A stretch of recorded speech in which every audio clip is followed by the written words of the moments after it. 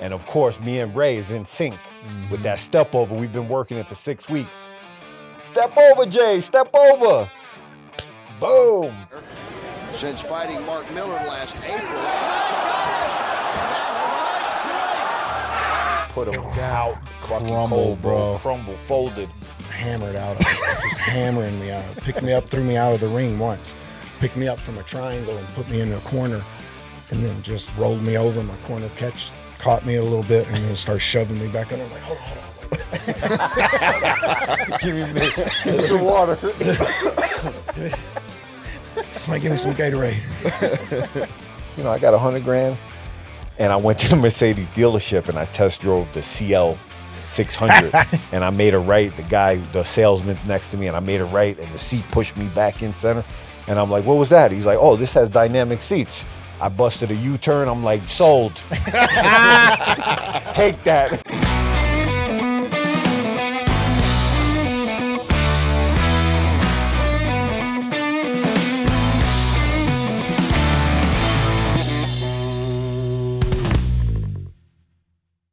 What's up, guys? Welcome back to another episode of Verse Us with Eric Nicksick. He is Eric Nicksick. I am Randy Fainrich, and this is Verse Us. And today is a special two-for episode.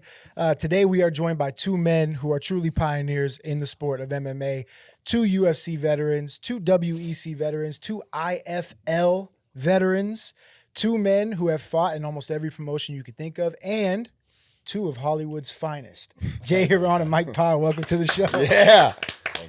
The Mount Rushmore of Xtreme Couture. Exactly. No Mount doubt, Rushmore no of My doubt. God, Extreme Yeah. Couture. Which means they're old as fuck. Yeah. Yeah. Yes, sir. Yeah. So Ray we're- Pyle in this bitch. That's So right. lions still got claws, baby. That's right. They still got claws. The over-under on how long it was going to take Jay to say, I lay tile on this bitch for like a minute. And Blood, sweat, and tears. 1 minute. I come Blood, out sweat, the and gate. tears. That's a fact. We did, man. We was putting that shit down, and there was this heavy roller that you would use to roll over the laminate. You know, you walk with it like that old school lawnmower that your granddad was self-propelled. That's what we were doing, rolling over. That was rolling over. at Xtreme when they first opened the gym. They were the bare fucking floors. contractors damn near putting the fucking On our floors. hands and knees. We was in there playing racquetball up against the wall when there was nothing in there. Remember? And Yeah. then we would train after, spar Yeah. and everything after on the cement. With Yeah. our sneakers on. Cold and as fuck. Shin Yeah. guards over them. So you Is remember that- the first time I met these guys? I came in, the gym wasn't open yet. I just kind of came in. I heard they were open in the gym, but it hadn't been open to the public yet. This is like what, 2006? Six. Yeah. But they had a fucking, it looked like an F-16 engine, right? Just cranking fucking heat all in the thing. Oh, yeah. But remember you guys said the roll doors were down? Yeah. And I was And like, it was kerosene, and we're all high as a kite, and I they're walked fucking beating in each other in the head. bro, I was Cement like slipping going to like school to be a fucking ice. firefighter. I'm like, you guys are gonna have a backdraft in here if somebody lit a match. This whole place is gonna explode. Like, fucking We're like, open a huh? window. High on the But fumes. we knew we had something special because we would all get together before that and train at the Tough. Pyle, me, Yep. Forrest Griffin, Gray Man, Kampmann. Tyson, Kampmann. Like we just came together and we just kept on training same time. Yeah. And you know, we did that for a few years, a year Well, or about two. a year, but then the show started to take off. That's The before the show Tough, started right? taking off, and then then there wasn't available Exactly. for Randy to go in there anymore. And then Randy and Dana had a spit spat, so there was no more using that place. And So that's he's what like, "Fuck that's it." what put you He into goes, "Fuck Xtreme. it." I'm Is that going how shopping. Extreme started then? Yeah. Yeah. He goes, "I'm going shopping." Well, first it started over at JSEC.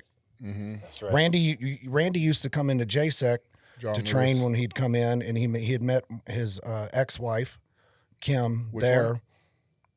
one? We got there's the button. Next question. Pass. But yeah, so but then he was only coming in visiting, and then every now and again Jay would pop in, Yeah. and then he'd frequent in a little bit more, and then Forrest got off the show, and then he was coming in there training. So and then Randy was coming in more often for obvious reasons, and then I was training with him a lot, and then we kind of started with me, Jay, Randy, Gray. and no, Gray didn't show up at Not at at first? JSEC. No, he never Oh, yeah, he never not even JSEC. seen the spot.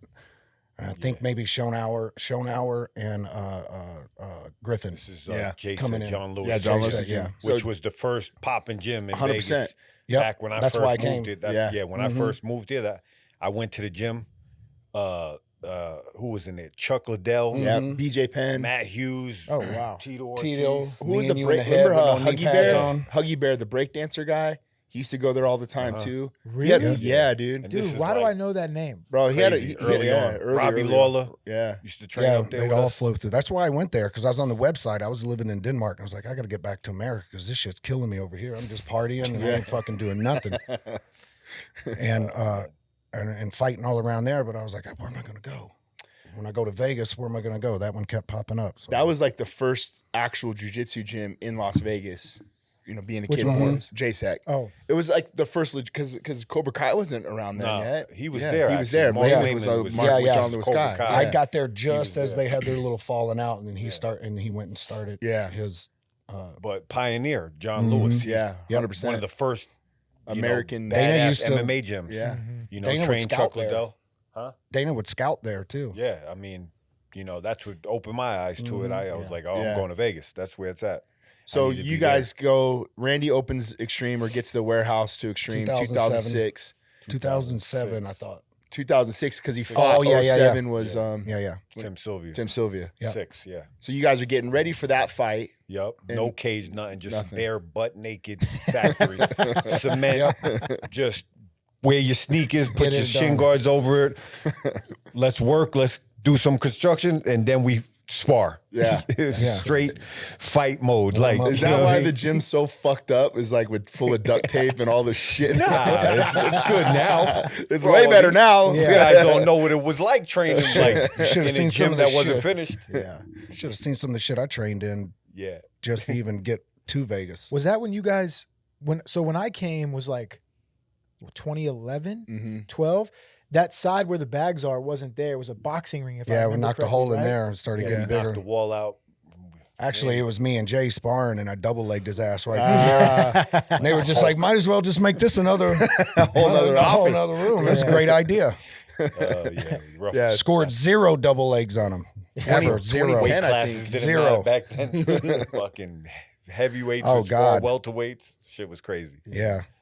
Vanderlei in there fucking knocking heads around. Like, come on, want to spar? I was like, fuck no, I don't want to fucking spar.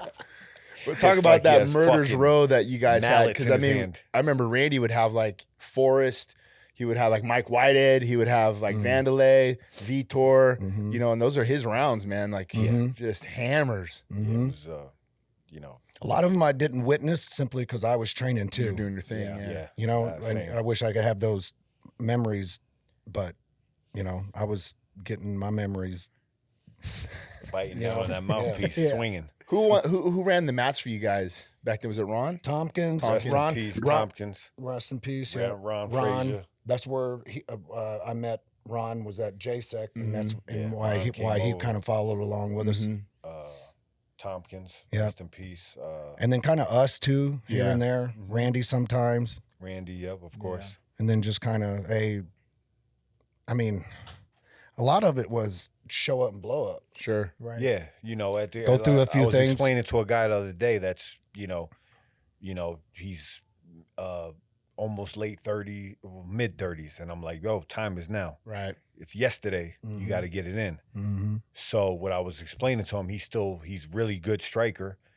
He needs to learn ground. So I'm telling him, okay, listen, they have sparring here Tuesday, Thursday. Sure. You're not really going to learn in that time frame. Get in the You know, grappling. these guys are clocking in. It's work time. So try to figure out a schedule when they're teaching like ground stuff. But the sparring days, you know, if somebody takes you down, they're not trying to tell you, oh, get up this way. No, it's clock in time. Right. You know? And that's how it has to be, right? Yeah, You know, 100%. once you clock in for work, you know, it's work time. Right. So the start of Xtreme Couture, 2006, opened the gym to the public, 2007, and not shortly after that, world title comes to the gym. Right. You guys bring a freaking world title From with the- Columbus, Ohio. right? And Jay, you guys are both in the corner. Or you were in the corner. Yeah. Both of us. Yeah, both of you. We were in the back. Cleveland. Remember not game plan, but you it were was in the corner for Randy, Randy, again. for Couture Sylvia. and Sylvia, Sylvia in okay. Columbus. Giant at the time. Yeah, which yeah. Randy's coming back from a year layoff or something. Yeah. Yeah. We He's like wanted- 40, I ain't gonna right? lie, 40. bro. I was like, damn. He was 46. He was 46, right? Yeah. No, 42, I think. 42. But because we have this. I noticed there's one of his posters in the gym. It has that fight, so it always brings back memories when I see 42. it. But anyway, Wow. bro, I was shook. Our game plan was this. And this fucking guy, Sylvia, shows up. Randy did a seminar the day before at the Classic, the Arnold Oh, Classic. yeah, because it was at. It was at the Yeah, Arnold and- Classic. yeah. You know, Art of War. Right. Sylvia shows up and sits right in front of the seminar, just like Wow. mugging him. Smart. Wait, yeah. wait. Oh, absolutely. Smart. Hell yeah. You know, but Randy just nonchalant. forgot about He's that. super Randy. quiet. Hey, how you doing? I forgot. Yeah. Yo, quiet The killer. competitor, Just bro. The competitor Really? knows how to turn it on, turn it off. I mean, basically just turn it on when he has Time to to turn it go. on because it's Yeah. always he's just has that just so cool, calm, collective. But for me, I'm just like Tim Sylvia at the time was knocking everybody out just on a great win streak and so much bigger than Randy. And Randy hadn't competed for Quite some time. over a year, I think, at the Right. time. I don't know. I think he was going through contract shit or something. Yeah, I'm because not he had the sure. Chuck Liddell, who lost to Chuck, and then Uh-huh. nothing in between, and then that. And then Tim Sylvia is on his a A tear, game yeah. and showing up, just playing the mental warfare, and I'm just like, damn, bro. That's hilarious. but- He showed up to the seminar. The day Showed up before to the fight. seminar, mean mugging and watching what he's doing and just trying to get in Dude, his that's head. actually genius. Walking Yeah, in all absolutely. all bow-legged, or not bow-legged, but pigeon-toed.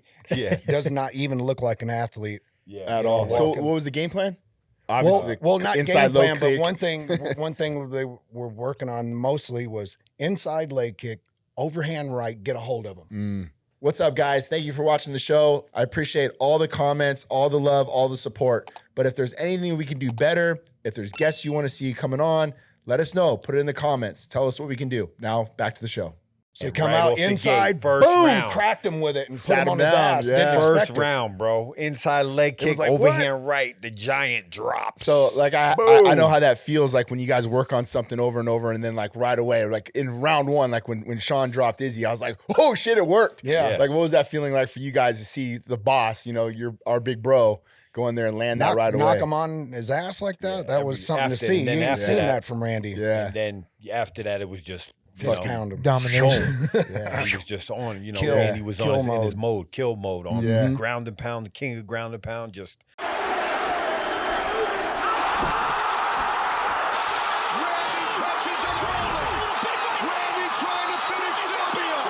moving around. His cardio was always great, so pretty much just give him Tough. some water in between rounds. Just Didn't keep say doing what shit. you're doing, Yeah, boss. Yeah, high five. Let's Yeah. go. Everybody knows what a hard leg kick feels like, right?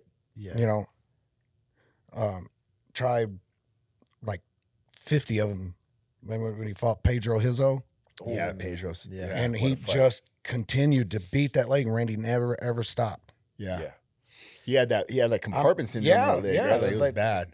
That's Yeah. just that is how he competes. Like, he might get tired, Yeah. he might get hurt, but he ain't stopping. What matter who did what. you guys use as training partners for that camp? Obviously, it's not really easy to find a guy that can fit Tim I don't- Sylvia 6'8", That was the 290. thing I kind of remember. I I don't don't- think we had anybody that you could use, over right? 6'5" for that. I Right. don't even think over 6'3". Biggest we had there would have been Forrest. Yeah. Yeah, I'm sure we they didn't went at have it. nobody to simulate Tim Yeah. Sylvia. That style. That style, that height, that Right. body, that Yeah. that big mass. That was just like, and especially at the time, it's Sure. not like there's a lot more guys involved in the sport now. So maybe you could find Yeah. that body, but not back then. So then beats Tim Sylvia, and bro, you got one of the best stories ever about when he fought Gabe Gonzaga. Yeah. Are we going behind the scenes? Behind the scenes, bro. Because this just I'ma kind of keep it- this taps Hey, into I'm that. gonna But keep this it talks- light, This though. taps into about Randy's Staying mindset. stoic. Yeah. Yep. And being able to turn it on and off. Oh. Yeah, I'm not gonna go into Yeah. detail Sure. just because Yeah. this is Yeah. people that I'm close to, but just for mental warfare, mind frame of a fighter, we're upstairs ready to walk down to the arena. So this is like Couple You know, hours before, right? a couple Something like hours that. before, and Now I know what he's you're talking just about. having an argument with Yep. his partner at the time, and bad. And I'm just like, oh man! And he's fighting another killer. You know, we coming.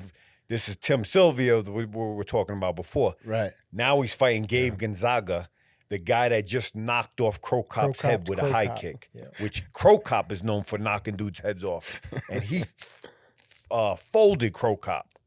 So again, I'm just like, oh man, you know, and if you know, bad fucking you know, timing you too, coach a lot of fighters.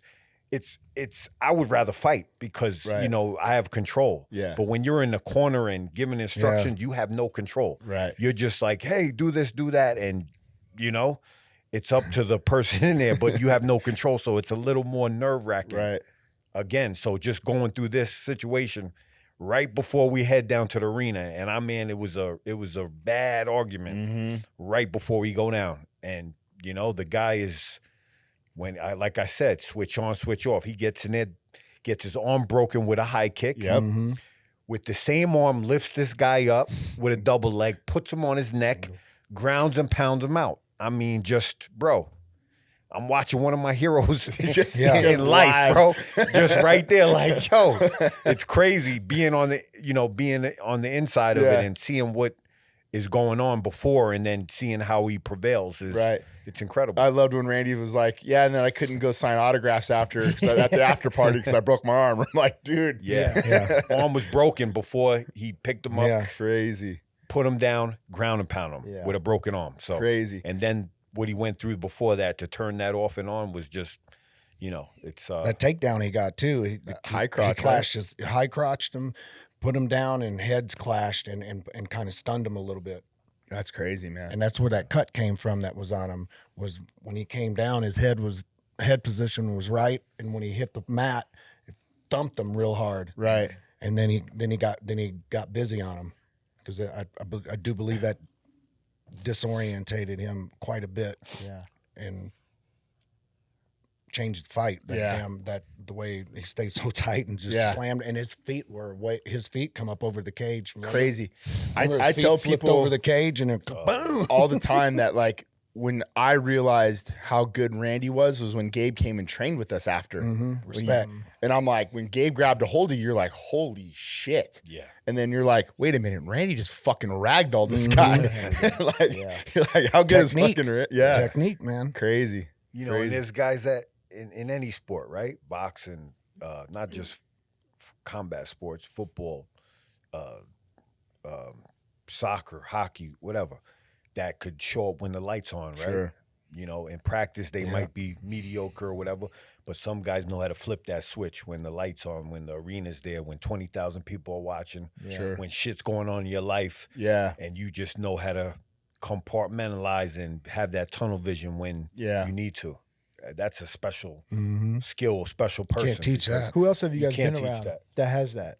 Like, besides Randy, is there any else that Maynard comes to was mind? one. Gray. Yeah, you know, a lot of the guys. Most all of us. Kampmann, you know, Kampmann could come back from some of the wickedest shit, man. Oh, yeah. I've seen him get flattened, Tiago pop Alves right fight. fucking back up. Oh yeah, that was crazy. That was in Australia. I was out there with him. You were there too. Yeah, Yeah, that's right. That's right. Yeah. We went to. was That's good when I old started times. drinking coffee. I'm a coffee fanatic. Yeah. Because we went to Australia for Kampmann's fight, have right? Dude, I was coffee. wiped out from jet lag. And then we had Ray's fight in Croatia, but Crow Cop. the fucking promotion didn't want to fly us from Australia to Croatia You had to come back home. for one day. For one night, come back to Vegas to go fly all the way back overseas again. Dude, it was like 12 p.m. We had to train. I'm dead. I'm like this. Jay, here, drink this. They gave me espresso. I'm like, oh. Yeah, what's now that? you're hooked. Shit. Now you're hooked. Liquid crack. Now, yeah, bro. That's my personality. That's why don't ever give me a pipe. I'm done. I'm like, yo, where's it at? Gambling, same shit. I'm in the casino trying to chase that money. So You have a cough button? Cough button Henry. Yeah, cough button. So you were living with Camp, right? Out in Denmark before. No. The way I met Kampmann was at a jiu-jitsu tournament in Copenhagen, Denmark. He's from a smaller piece of Denmark. I forget what it's called, Jutland or some shit like that. But so we met in the weight class, got him in a triangle, And then we met in the open weight Throw that in class, there. got him in the same setup, triangle. He'd come up, and that's this kind of guy he is. He'd come up afterwards. He's like, man, can you show me how you set that up and what you did with it? Yeah, absolutely. And then I think we might have trained around a little bit more or something. Anyway, we stayed in contact. I moved back to Vegas. He hits me up, email, hey, man, I'm looking to come out, da-da-da-da. Yeah, come on out, stay with me. Gets out here. We're at Twain and Durango at Combat over at Combat. Lost like Combat Club. Yeah. Training. Brony's there. And he's like, Pyle, how much you weigh? I was like, one whatever. He goes, I was like, I'm not doing my fight next week or this coming up or week and a half from now, whatever. You want to take it? I was like, what is it? An 85? He's like, yeah. I'm like, I'm not doing 85. And I look at Kampmann. I'm like, you want to do it or whatever? Or maybe, I don't remember exactly. Somehow he was like, I'm in. He's like, good. So we put him in contact with manager. We were managed by the same guy at the same time, at that time. And he took the fight, goes in there, slips on the inside of this guy's jab, comes over with the right, hit him with the uppercut, and then hit him with the next two, drops him, kills him. Shelby's there, or a scout. No. Or a scout someone saw it, hit him up. Then he gets a fight with Kraft and Wallace in UFC. UFC right after that. While he's here visiting me, I'm like, bro, I've been trying.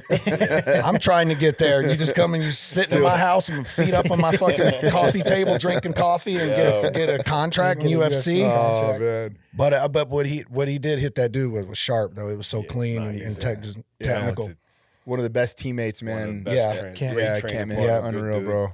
And he's come back from some adversity in fights too, like no other, man. Jake Ellenberger fight. Just had to teach him how to put on deodorant. Yeah, at first. Damn dirty Danes. I'd be like, yo, bro, what the fuck? The fucking they don't believe in that shit over there, I guess. Yeah.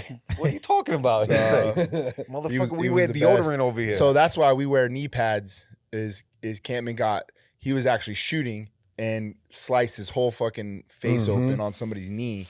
Training. But it took him out of it was a big fight. Oh, was it Rich Franklin? Franklin? No. Bro, it was a big fight. It was like a title eliminator fight. Really? Yes. It was a big fight for Martin. John Fitch, it could have been. I don't remember. But Martin it wasn't a knee. Like I didn't throw a knee and cut him. Like it was Martin shooting. And like he got in and the guys just caught him, bro. But this thing was just filleted. Yeah, it was gaped open. Filleted. And then we were just like, yo, we got to start wearing knee pads from here on out. And that's kind of the rule nowadays was because of camp. Yeah. Go ahead. Yeah, I was gonna ask you guys like how I guess there was no culture because you guys were you opened the gym, but like what was it like trying to establish like a culture in a gym like Xtreme Couture with someone like Randy, who obviously was on the back end of his career, was still going to be around the gym, but like you guys as like the founding members, how do you kind of establish a culture like that in a gym? I think Randy did it mostly, I don't even think we were trying to establish. We just had good people, solid, loyal people. Yeah, just Randy's presence and we would just like people wanted to be there. Training, we all wanted the same goal, to be the best we could be. We just organically just grew into a nice little tight little family there. Yeah. And this city, as you know, is clutch. Yeah. Some people can't come here. We've seen a lot of people over the years come here, and Yeah, we have. Yeah. This city is brutal. So can be. It can be. It can be great too. Right. Absolutely. But it can be there. If you want to find some shit, you can find it here. And at all times and hours of the night, day, party, gamble. There's so many vices. But thankfully, we've had a good group. Yeah. And again, the head, Randy, quiet killer. He brought a lot of the attention to it, prior to anyone else's success. Yeah. So my type of guy, say less. Yeah. Just show by doing. Yeah. Lead by example. Right? Lead by example. That's the way I like it. You know, you don't have to Don't just be show a dick. Don't be a dick. Do your thing. Oh, I like that. I'm gonna do this way. I'm gonna follow that lead. Right. Check your ego at the door. Yeah. Absolutely. you mentioned like, you know, this was your hero when you're like watching him fight and stuff, and being in the corner of someone like that who has, you know, probably like crazy knowledge about everything. Like how are you, you know, we made a joke earlier, you're just giving him water and like letting him do his thing, but like how are you trying to like maybe give him some advice or technique in the corner? Like, I guess what's that dynamic like when you're trying to tell your, you know, Yeah, you know, just if you see something, Yeah, at the of moment, course, usually at the moment. he was that fight was he was totally there was nothing to tell dominating. him. You know what I mean? Just you know, my job is to Yeah. pretty much my Exactly. job Keep doing is that. to keep him focused and Good give him job. water and put some grease. Yeah. Yeah. You know, Want some water? Nope. Okay. sometimes saying less is more too. Right, Yeah. sure. As E knows, Yeah. you know, in a corner. You don't have to come there giving so many instructions. Sometimes breathe, relax, do what you're doing. When did your guys' relationship start? I guess 2-part question. 1, when did your guys' relationship start with Eric? And 2, like, what's it like for you guys to see what he's kind of become in the space in MMA in terms of like his coaching pedigree? Either of you can Incredible. I've known E again, like we said, almost since the gym's open, and I seen him as a student, and then evolve as a coach. I mean, he came to me, I think, when he first was thinking about coaching, and he's like, "Hey, bro, I'm thinking about getting into coaching," and I said, "Fuck yeah, let's go." You know, just do your thing, be a student, and he was absolutely a student of the game. It was a sponging great everything school up, to learn from. has a question to ask, and bro, See, sky's the limit. He's up here Yeah. as he should be. He's a great coach now, and again, and it falls. Just some fighters can't transition to be a great coach. It's you got to have a personality, or you know, you got to be able to you know, put your headspace in that where that fighter needs to be, kind of, if that makes sense. Like Yeah, I was talking to definitely. Eve recently, and you know, I'm just like, damn, bro, like, you know, you're not stressed out with this situation, and he's like, you know what, it is what it is. Just, you know, keep moving forward, type of thing. Where my personality, it might be conflict. So as a coach, you gotta know the person you're dealing with and kind of elevate them. Yeah. What they need, you know, where sometimes like a certain personality might conflict with it. But yeah, he's great with that, and he got the skills, and he's a student of the game still, so it's incredible to see. Love it. That's why I go to the gym. Not only because I want to be a part of the fighters, I want to be a part of my man, you know, being the best coach in the game. Yeah. Yeah. And we got my man back here too. He Yeah. was in a different spot, so Yeah. he's home, baby. We back. Yeah. I'm glad to be back home. You know, to that question, where he had Eric, where he had gotten his information from, and learn where, you know, first of all, you know, you came up in the sports world, you understood communication, whose job is what, this, that, and the other, how it's constructed. But then not only did he come that he had in his back pocket, but then coming up under the tutelage of the other coaches in there, like Ray, how do you hold a mitt? Oh, like this? No, stupid, like this. Yeah. You know, oh, okay, all right, start small. But that's where you learn from. There's a lot of sour-ass coaches that are out there that it never came up under anyone or anybody with any credibility, and now they think they can coach and do this and hit mitts and do all this shit. It ain't about hitting mitts, and you know, it's about what Jay just said, about being able to adapt and work with that one person and give them what they need, versus, you know, this might be a flashy guy over here and this is a tank. I gotta work him this way, and I'll work him with that, you know, and everybody's not doing the same fucking thing, Right. you know, and it not work for Mr. Tank over here, and it works great for, anyway, and he's able to decipher that and be able to, you know, translate that and articulate that to the guys. I'd met him, I think I was your jiu-jitsu coach. Yeah, you were the first person that greeted me at Xtreme, because you guys weren't open yet. And you're like, this isn't, like, we're not open. We're open, whatever. And I was like, oh, my bad. I was with another, like, kind of a big, stocky guy. And you're like, oh, but we're doing, I remember, like, hey, what day's jiu-jitsu class? We're like, well, we're doing that tomorrow if you want to come back in tomorrow. and I didn't realize what I was getting myself into, and got the shit kicked out of me. But I loved it, and then it was like the next time, all right, come back. And here's a guy like Mike, probably weighed like 190 around that time, and I was probably 225, 230, getting the shit kicked out of me. But I was like, oh fuck, I love this. Like I want to learn more. And so every time they had a session, I would just come, essentially just be a big body that they can tune up on. But that's what essentially got me in the door of like, okay, I want to come back, keep coming back. And then, you know, little did I know that was their way of almost kind of like, and we weren't sparring, but that was their way of kind of green lighting you in a sense, is if you continue to keep coming back, but you keep your mouth shut and you're here to learn, you know. And that's, I felt like how like Mike kind of took me under his wing in a lot of ways. Cause these guys, when they first started Xtreme, the deal was their memberships were to coach classes.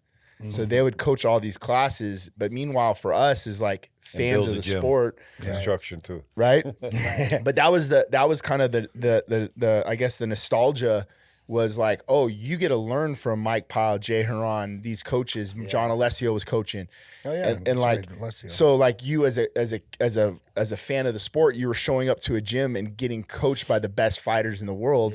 That was like, oh shit, okay. So I really, you know, gravitated to Pyle right away. And then, you know, I was spending money to go out and drink and hang out. I was like, I'd rather spend my money on learning under Mike. I'd pay for privates, whatever it took, just to get more and more time with Pyle. So I really, really gravitated to both of them, you know. And Jay, I remember that conversation like it was yesterday. It was right on the boxing ring. I remember talking to Jay, and he spent 30 minutes with me, kind of going over like a blueprint. No one really spent that kind of time with me about understanding what it takes to be a good coach and all those other things. But he had asked me, he kind of posed a question like, dude, what's your plan with this sport? Like, why are you doing this? And I actually was like, man, I think I want to coach. And he's like, that's it. He goes, that's what I wanted to hear. He's like, dude, you got to start investing in this shit.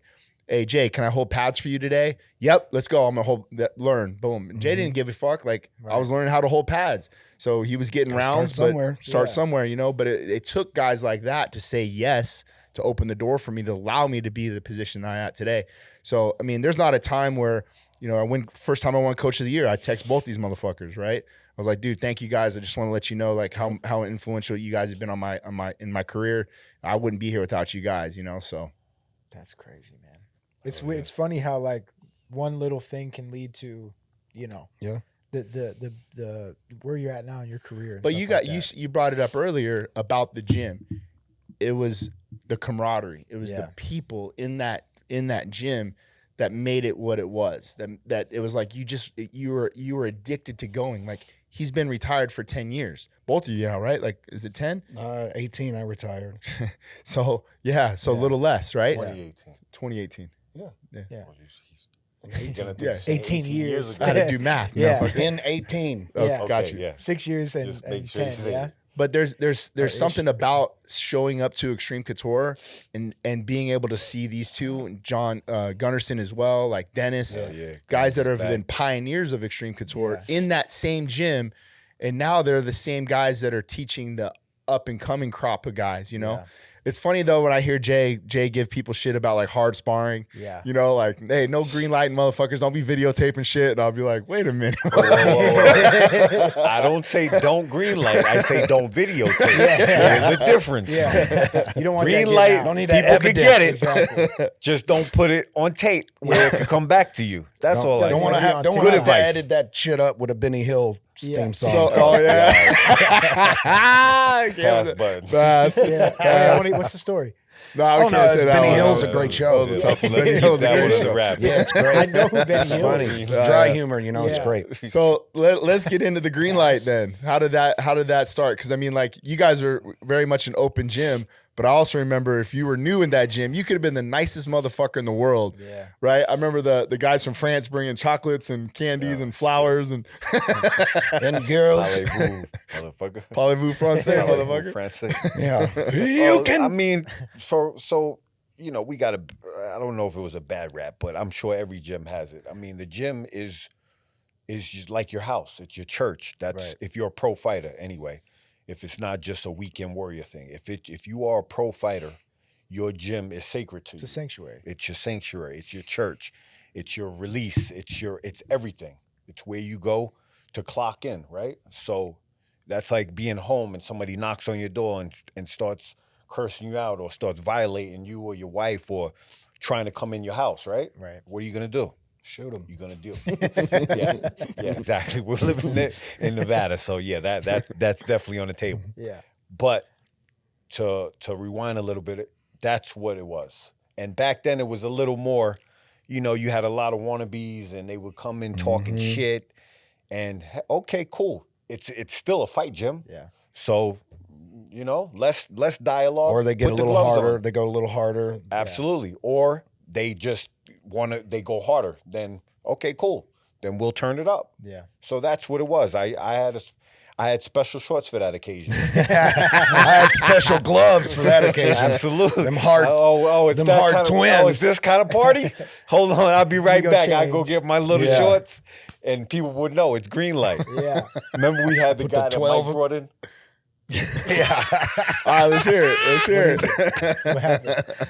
So we have a buddy Mike. Shout out to him. He had a rim shop, Mike Yeah, WC. Mike. Oh no, yeah. And so I guess somebody was down there. Big dude was down there. Yo, I got 200 something fights. This is that era. Right. People got 250 fights, knockouts. Oh, on yeah. the Always, street why is fights. it always 200? Yeah. It's like I the don't know, number's that's- always around 200. Yeah, that's a special number. Maybe they're counting punches. So Mike, he sponsors us, Yeah, all the yeah. fighters at gym, right Yeah. around the block, rim shop. And he's like, oh, you have 200 fights? Why don't you come got to a place Xtreme for you to Couture? go. We got a Right place for you there. right around the block. Yeah, around the corner. Hell, So you can the jog guy's there to all warm up. like, just just his persona, just like, he thinks he's could knock out anybody. Just, I don't know. I doubt he has 200 Delusional. 200 Right. fights. Yeah. That's the word, delusional. So he comes over, and Joey Varner is a coach at the gym then. Love Joey. Yeah, Joey's the man. Shout out Joey Varner. Is he related? I assume related to Jamie? No. No. No. Oh, really? No. Oh, okay. No, he is. Oh. That's his last name, right, Yeah, it Joey? is. Yeah. Yeah. Oh, they're not related, right? No. No. Okay. No. Okay. I'm bugging. Could be. Yeah. Yeah. That's why I was like, Nah. the only Yeah. Varner I knew was Yeah, that's what I'm Joey- like. Joey- You just put Joey's that good. two and two Jamie, together yeah. in me. I'm like, hold on. Anyway, long story short, so he brings him to the gym, and Joey's teaching a class, and he totally disrespects Joey. He's like, shows up late, and then he's trying to knock the amateurs. It's an amateur, not even an amateur class. Members. It's like Yeah. a Member members class. Yeah. where Members they're class. learning, Yeah. and he's trying to knock them out, and he's like, hey, dude, and he's so totally disrespectful to Joey, and Joey's like, hey, dude, like, can you calm down? He's like, yo, just his aura about him, just like, he's like, hey, bro, why don't you come to the pro class? Okay. Like, We got him in the ring, didn't we? yeah, we had him Yeah, we had yeah. the ring back then. Yeah, got him in the ring. So, I'm remembering now. what was it, Shark Tank? Well, yeah. Put me, Yeah, you, you- and was it Kampmann? I don't know. I think it was Jeez. Kampmann. We rotated on him. Yeah. Big dude, too. And, we beat we the just- shit out of him. Yeah. I remember beating They the had shit it out on of his tape, and legs. we had to pull it, though. Yeah. Just- I remember just leg kicking the shit out of him Yeah, constantly. definitely. I was Yeah. leg Beat kicking the his shit legs out of him. I asked Eric and Ray this. Why is it only in combat where people think they can step into this sport off the street? Like, you never see like a hooper at like a 24-hour fitness be like, I can beat LeBron James one-on-one. Or like a football guy be like, I can try to go to head up. NFL practice I can right go now. head up with Saquon Because they Barkley tried right to now. either throw Why- a football or shoot a basketball and figured it out real quick. And Yeah. sometimes you got to shoot the basketball, figure out you can't fucking shoot. Meaning, get in there with Yeah. the real shit and 'Cause, get man, it's one in the always face combat. and be like, It's wow, always- this is reality. It's Yeah. always someone I can't saying shoot hoop. they got the I 200 can't fight. fights and they did Always. this and that. And Yeah. they always go and get their It's just fucking ass delusional. kicked. But I think it's calmed down a little bit. I don't know. Yeah. Because mean- now there's more. Cameras and eyes Yeah, and and shit. people yeah. get slept a lot more if you act Yeah. up. Because back then it was just, we would hear that story all the time. Yeah. All day. 200 fights. I'm a bad motherfucker. I'm going to come in. Okay. Beat the shit out of them. Never Choke see them 'em. again. I think it's too the inception of MMA was still such a young sport that there wasn't much, like you couldn't do research on somebody unless they had a sheer dog page. Yeah. You didn't know. And then like, even then there's so many guys that were, oh, but you know, I have had this many street fights, but you can't pull it up on the internet. Like you had no proof of that. Yeah. So the one way you could find out was by fire. And these motherfuckers. Trial by fire. Yeah. I think one of the worst ones I remember seeing was Johnny Hendricks and Jake Rochelt when those two came. Oh yeah. Yeah. Oh, when Baroni knocked him out. Baroni knocked him out and boom, boom, and he goes, looks up at me, Put him through the fucking because I ring. remember we were talking about him before, and I knew he was going to get after him, and so we had that small connection already. So when he slept him, he looked over at him and goes, knocks him. He's just crippled up against the cage. But I mean, those guys, Damn. those two, obviously. I mean, Johnny became a world champion. Yeah. Jake, I don't think really turned into what he was. You know, But it's different for like that situation. They were just competitors. sure, There's sure. difference. Listen, we're not. We go hard, but if you're a competitor, Right. and you show back up the next day, That was it. you in, bro. But You're so part of our they were squad. Yeah. All American wrestlers at Oklahoma State and transitioned from wrestling into MMA. But both of them had this like, I'm better than everybody attitude right away. Yeah. And I remember like Baroni was like, oh fucking, and folded him through the fucking Who did he boxing fold? ring. Which one? Johnny. Johnny. Hendricks. Yeah, but he showed back. I mean, that was the point. Yeah, Like, right. motherfuckers- Goes back kept up. coming Like, back. all right, Yeah. let's go. Yeah. So Yeah. that's respect. Yeah. See what I mean? Johnny had that. Oh, bro, yeah. I mean, Yeah, he he developed did. it though. You Yeah. know, Oh, yeah. He got- developed it over, Yeah. yeah. he's coming from Chandler Oklahoma came wrestling. through too. Yep. Chandler was there for a while. And he moved on through. We had everybody at the gym. Yeah, we had Any name you who's could think who. of, they We had who's who. came through, trained, did a Dalloway, camp. Bader. Yeah, Bader. Yeah. I mean, that's one great thing about our And we'd have our some good spot. wrestlers come in, show us some good shit up against the wall or some little, just one kind of something, some kind of a leverage point or some kind of a lean or something, always pick up some good shit off those guys. And like not only that, like jujitsu guys. Oh, yeah. Jacare, Drysdale, Drysdale. Vinny. I mean, there was a We fucking. had Remember Drysdale cracked my arm one time because I was like, I'm on 1, 2, 3 Houdini. I'm going to get out of this motherfucker. I didn't go nowhere. I was like, I'm going to get out. Yeah. yeah, he's Fucking bad, cracked too. my arm because I was an idiot. I didn't tap. But yeah, I was like, this dude's legit. Yeah. What's you guys obviously been, doing this for a long time. What's the biggest difference you guys see in up and coming MMA athletes today versus maybe during your era coming up? Like, is there a difference in like work ethic, determination, any type of like major glaring differences you can see? So for me, what I see Mhm. is it's of course the sport is so big now. So guys are coming in hybrids. They're coming in already training MMA rather than when we started. It was like you had a wrestling background, jiu-jitsu background, Taekwondo, or something. Muay Thai background, judo. Where you kind of They're wrestling, boxing, kicking right out of the gate. manifested it into, trained it into MMA. Where now guys are just coming in like These kids. MMA with kids. like a baseline level. Yeah, of we had a guy in understanding. one time, he was pretty good. I'm like, oh, you're a wrestler? No. Oh, you're a kickboxer? No. MMA, I just went to MMA gym. So that's what I see the difference. On a positive note, it's up there with the NFL, NBA. I mean, it's on ESPN, which is great. Well, I mean, you got to look like we came from, Yeah. one Yeah. UFC a month, if that. Yeah. One every other 2 some months. pride or something. Pride. But I mean, you got to look at like UFC and okay, football. How long's football been around? How long has baseball been around? And look at it as a man. He's 120 years old or 100 and something years old. You know all about. He knows a lot of shit. They know all the sponsorships. They know how it all works. They know how to make all the money. But this is a 40-year-old man right now. He ain't Still young. He's Still a still baby. young. Yeah.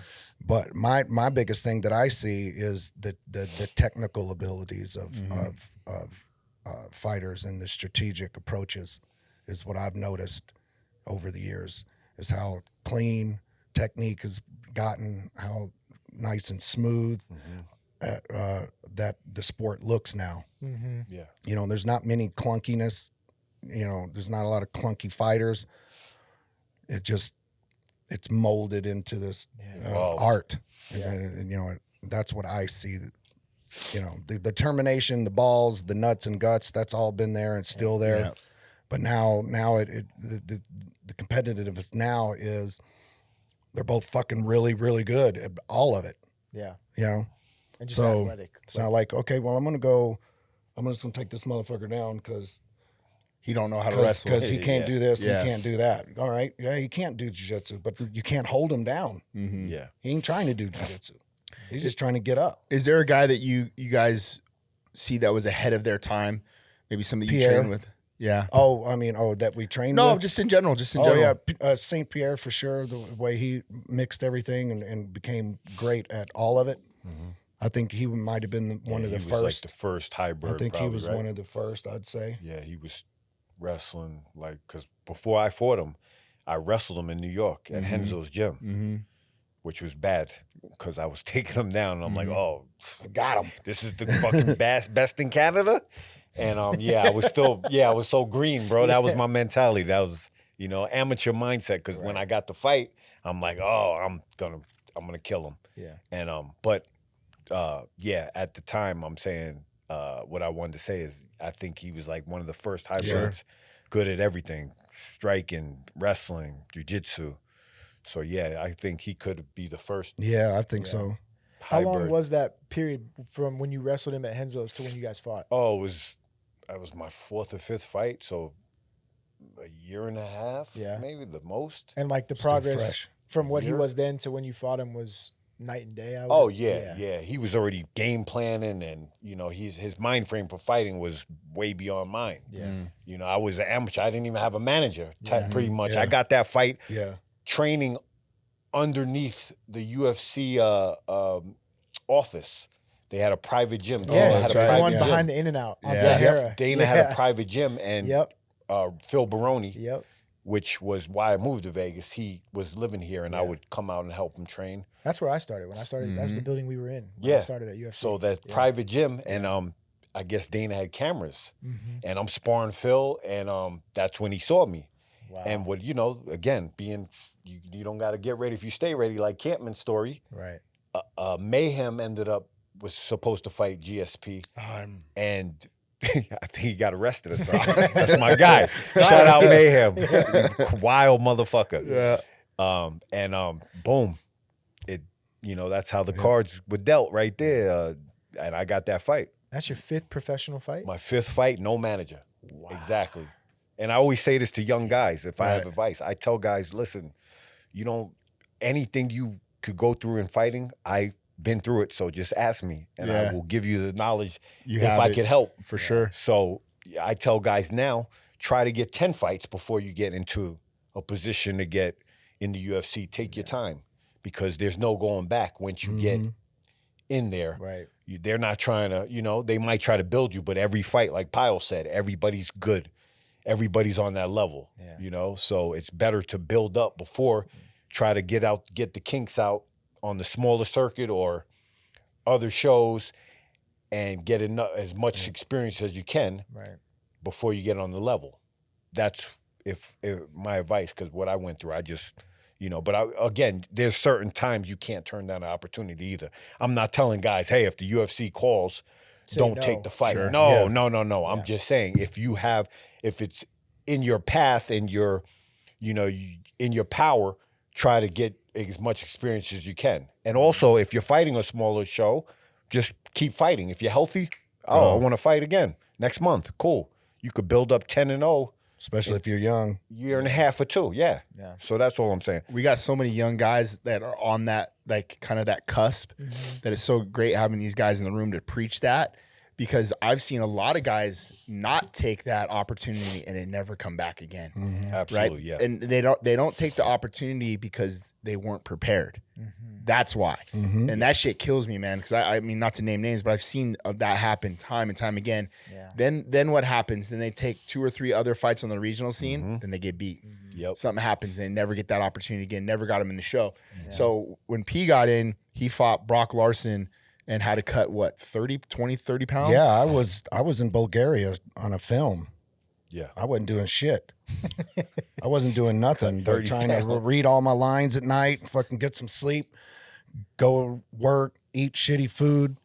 Their food was real salty and all that. I put on some weight. Yeah. I put on some weight, and then I got a call while I was there. Hey, man, UFC's knocking. I'm like, well, I'm in fucking Bulgaria, man. Well, when you getting back? I said, it wraps in a week. He goes, it's in 2 weeks. Fuck yeah, let's go. Hell yeah. Fuck it, let's do So it. you finished the film and then went? Yeah, Or you yeah, just went yeah. right No, back no. straight? The film wrapped, and then I went back home, and then a week later, I have the fight. Wow. No training. I didn't throw one damn punch. Yeah. Well, But I did. got I you did. in. I threw movie punches.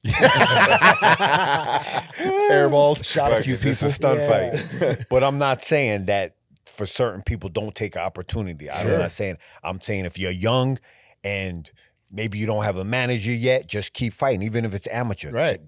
Every week. rolling. Right. Just keep them rolling to get that experience. But what I'm that's saying. essentially that's what got Mike in the UFC, and that's where he finished his career was Absolutely, on that yeah. opportunity. Yeah.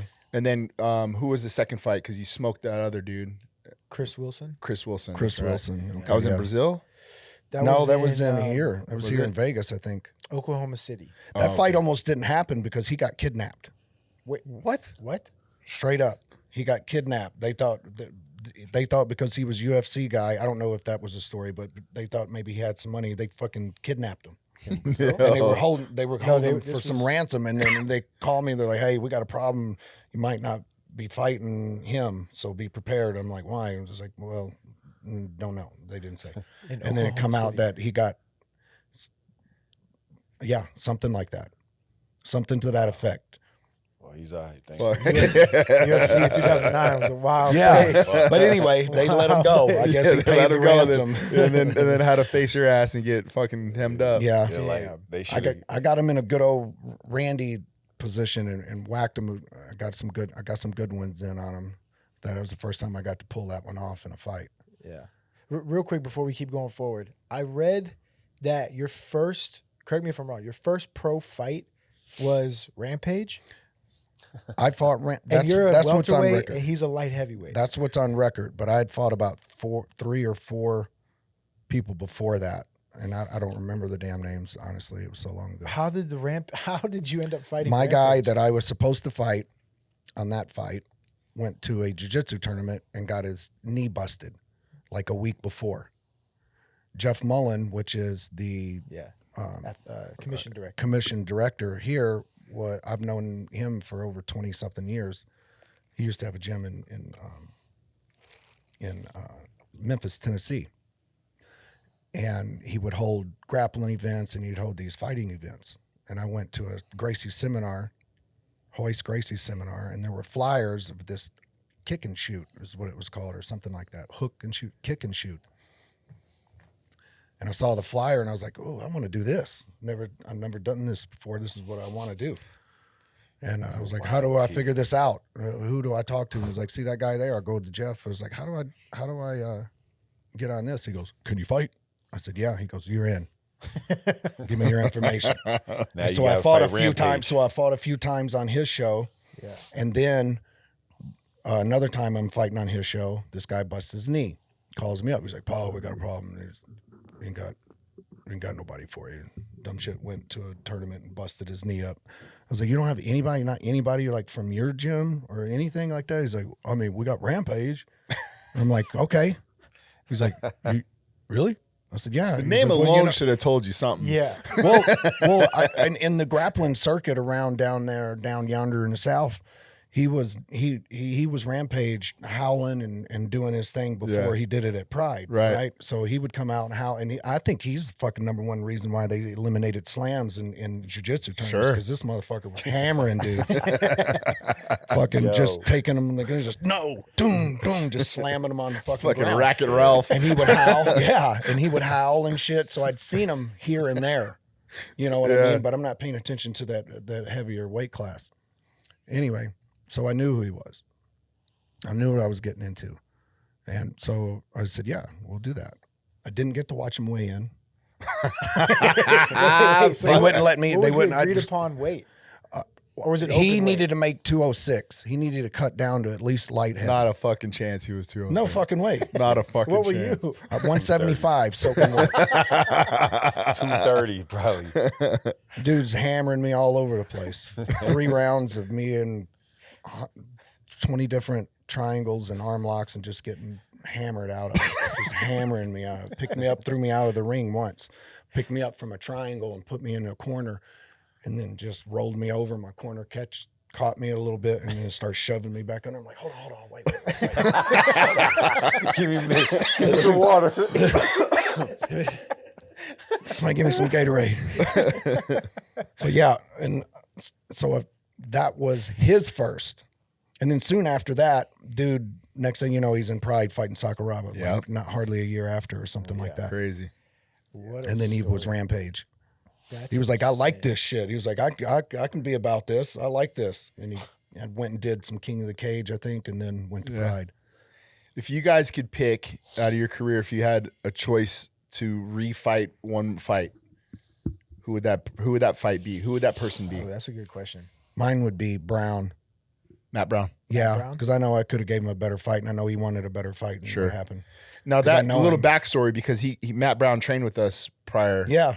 a little bit, right? So I mean, you guys have obviously had rounds. Yeah, oh yeah, in the many gym rounds, and we'd go back and forth, and that was what was fun about that fight because I knew it was going to be like that. And a tough motherfucker, we're going to be fighting. Mm-hmm. And motherfucker got me Yeah. right off the fucking gate. Put me on wobbly legs. That one I'd want back. 4-ounce gloves. Shit happened. Yeah, that one I'd want back because I know it'd have been a way better fight for the fans and everybody if we would have gotten into a fight. Yeah. Jay? Ben Askren.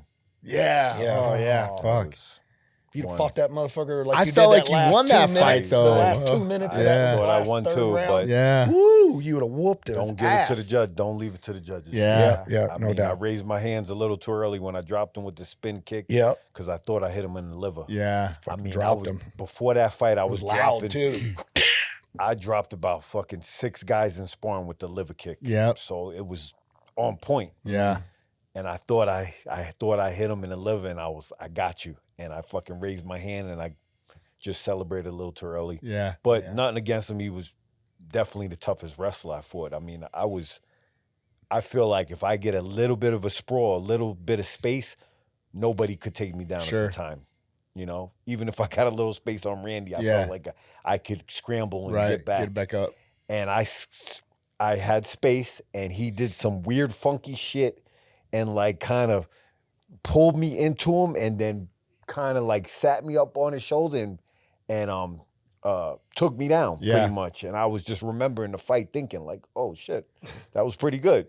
So that was You have that weird wasn't thoughts that going through your the head. Bellator like Grand Prix. Yeah, You I won the won- tournament. Won the tournament, and then that you fought Ben. I fought Ben, which was the hardest thing I've done in my life. Right. I would rather do a tournament Yeah, I than remember you one day saying like that. Japan Sure. because in the semifinals, going into the final, I had a concussion and broken nose. Yeah.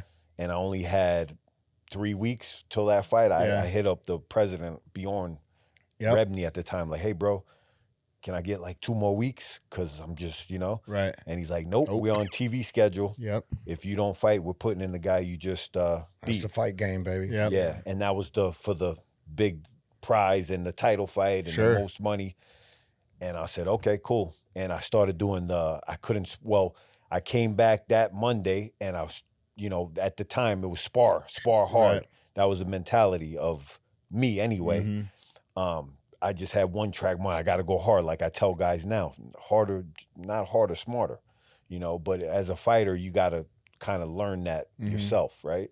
You can't just be like, oh, I'm going to pull back a little bit. So for me, I had to pull back because I felt like I was underwater. I Sure. would wake up and I'd be hearing shit, and I would I was damn. concussed. Yeah. And then my nose was broke, so I go into spar I think it was the week after the fight because I had to get ready for the next one. And Frank Trigg hit me with a left straight in my nose and God. it moved again. And I'm just like, oh, fuck. So I'm like, okay, that's no more sparring. I Yep. just got to drill. Yep. And I did the Dutch Holland drills and I I was fighting Rick Horn, Yep. the judo Olympian. Parisian came in, which he was nasty at the time. Sure. He know how to mix the judo and MMA. He was good at it, arm bars, and he came in and I mostly drilled, and I still felt like I was underwater, and I still had a broken nose. But on the night, for some, I felt sharp, and I didn't spar really for that fight. So that gave me the confidence moving forward to, okay, you know I could drill if I'm hurt, and I could still go into a fight and be confident. But to answer the question, Askren, I wish I did things a little different, pressured a little more, especially the last round, and, you know, can't get that one back. But Yeah, but I mean, still, I remember watching that fight, thinking, "Fuck, we had it." I thought you had that fight. How that fight won? The fight before. Cool thing is though is it was in his hometown, right? And they were booing me, pretty much throwing fucking sodas at me coming in. Did I corner? I cornered you for that, didn't I? I think it was, where was it? St. Louis, Kansas City. Yeah, I think and walking out, they were fucking cheering you on. So that was, if I feel any type of way, that made me feel pretty good. How fast did you spend that $100,000? Oh,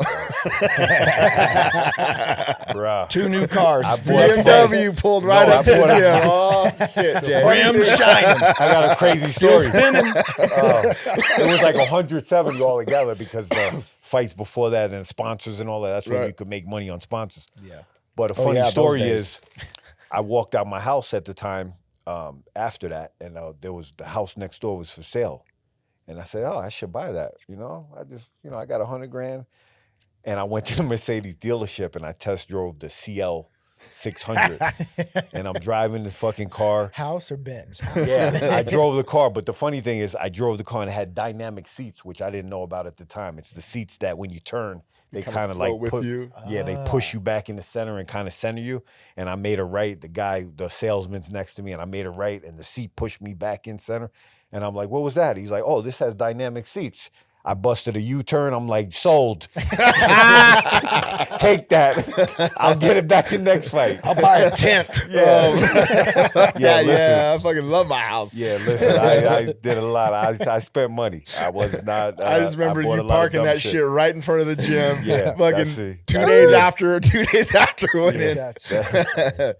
I wasn't afraid to spend money. All right, you got to be smarter. Favorite knockout of your career? I'll go with Near. Oh yeah. Nasty. Yeah. That was I put him face down. Yeah. And how the fight was going too was back and forth, and the right in the corner on the cage. I was watching at the gym. I think I had a fight coming up, and I was watching. Amped. Hype.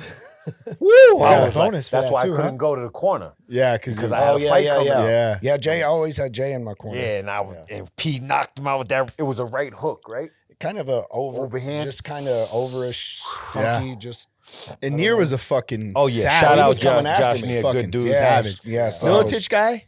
Yeah, Militich. Yeah. It's fucking savage. Savage at the time, gritty warrior. He went and trained a lot with the Diaz brothers too. Yeah, that's right. That's right. So I think he might have started a little bit with Militich, and I think he might have rested his head. Yeah, I already know yours.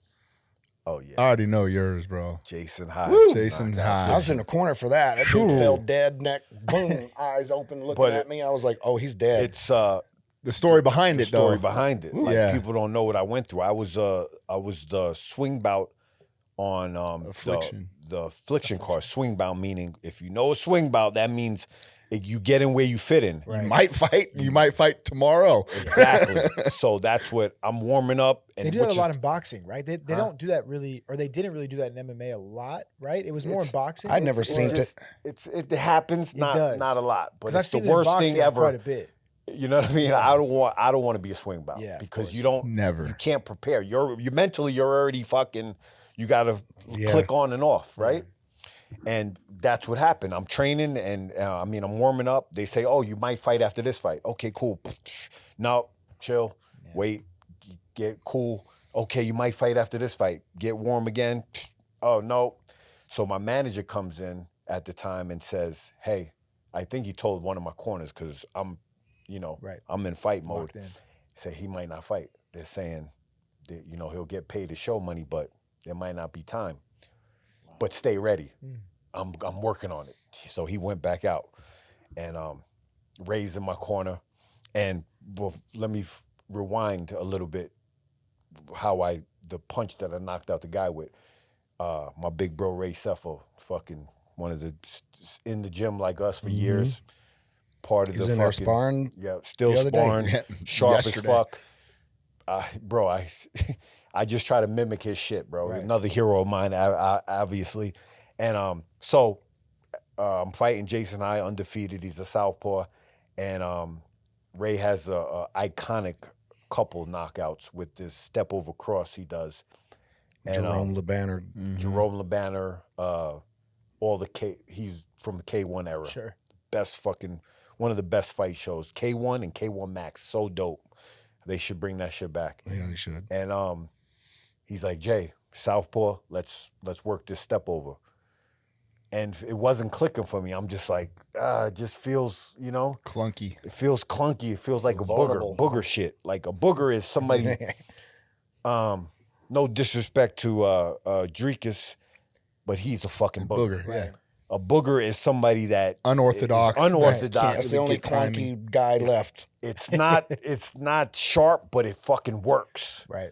So, and no, he's great. He's great cardio, but he's the ultimate booger. Yeah. You can't finesse with that guy because you don't know what he's gonna throw. He switches stances. He's fucking just mixes it up. Yeah. He does well.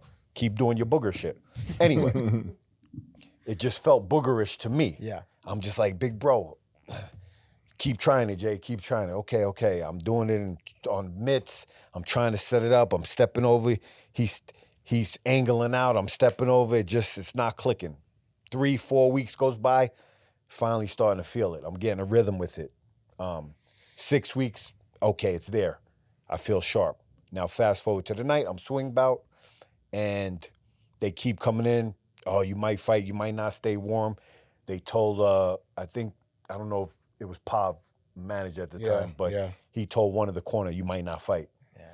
But he said, stay on him. I'm trying to work on it. So the main event was Fedor versus Orlovsky, wasn't it? Yep. Fedor Orlovsky, which at the time, Orlovsky's whooping Fedor his ass. is the biggest fucking thing in MMA. Right. Yep. Undefeated heavyweight. They were trying to get Fedor versus Randy Right. to fight at the time. So big, huge card, huge fight, huge name.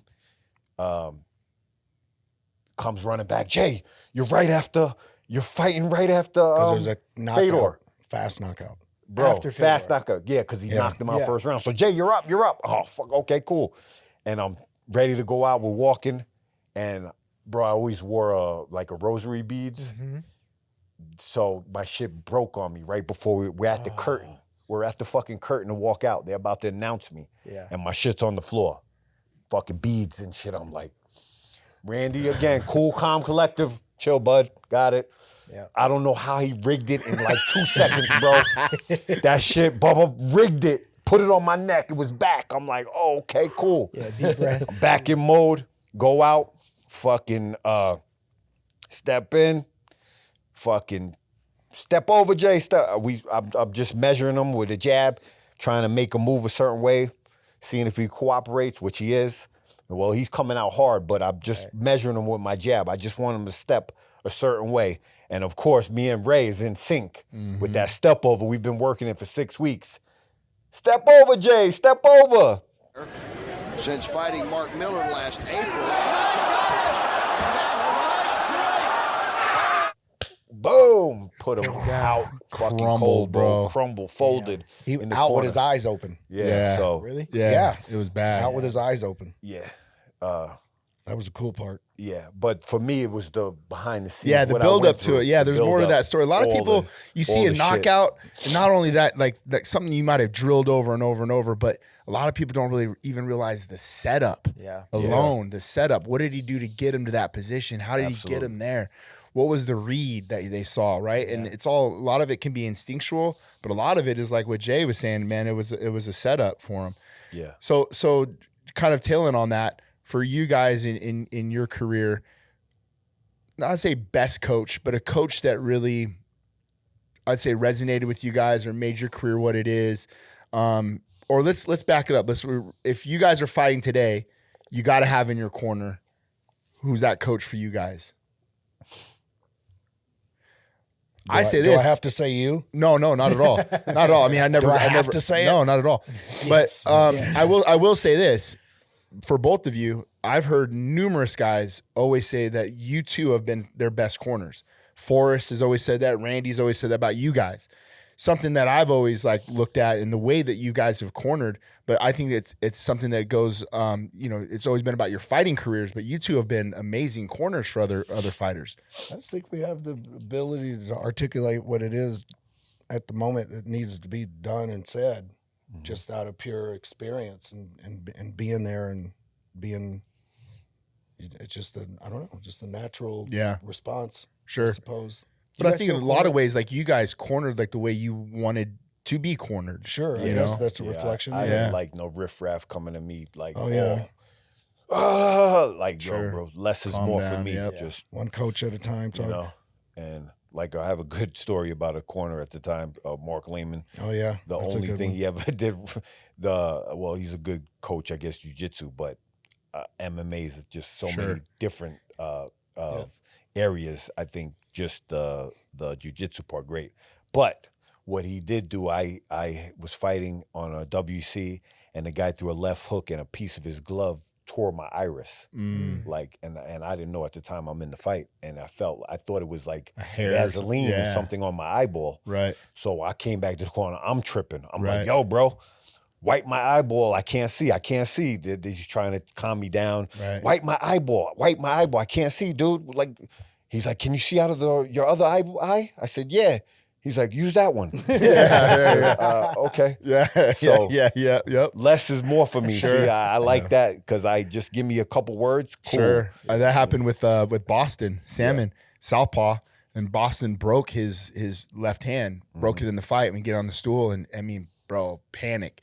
Really? Coach, I just shattered my left hand. I was like, oh, you know what's good about that? And he was like, what? And I go, you got a fucking right hand. Yeah. And he goes, bet. He comes out and fucking smokes him with the right hook. Really? Yeah. That's sometimes all you need. Yeah. So to answer your question, who would be, I mean, I think it goes back to, just who you feel comfortable with. It's like we have so many good people around us at the gym.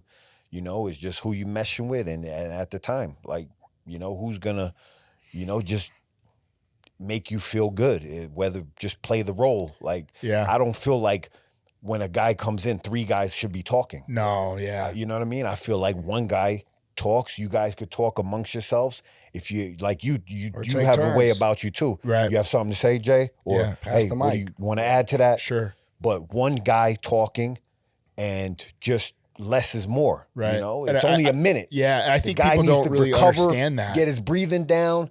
He might just need something like that. Hey, bro, just relax. Right. Something like that. Oh, your left hand's hurting? Use your right hand. Yeah. That could be the game changer, the moment. So, I mean, whoever is comfortable with, whoever you have, like, relationship with. Sure. We all tight at the gym. Right. I mean, so it's like, we all experience. Experience is there. It's not like, one guy's going to do something different from the other guy. It's like who at the time you feel more comfortable with. Right. I just love the fact that you guys were always involved in each other's camps or the other guys in the gym, which I think is important because you really understand what was going on with that person throughout the whole fucking camp. Yeah. Right. It was like, I know your injuries. I know what you're dealing with. I know what's going on in your family life. I know. Yeah. And that shit really fucking is important in that minute or leading up or walking out when like, all right, when somebody tells me something when I'm on the stool, that you fucking been there with me this entire time and understand what the hell is going on in my life. Yeah, absolutely. Yeah, because you ain't always all the way there when you go sit down either. Right. Absolutely. Yeah. I was arguing with one of the coaches. I think it might have been GIF. That sounds about right. That sounds about right. I was arguing with him. I went back and he's like, all right, I think maybe it was the third.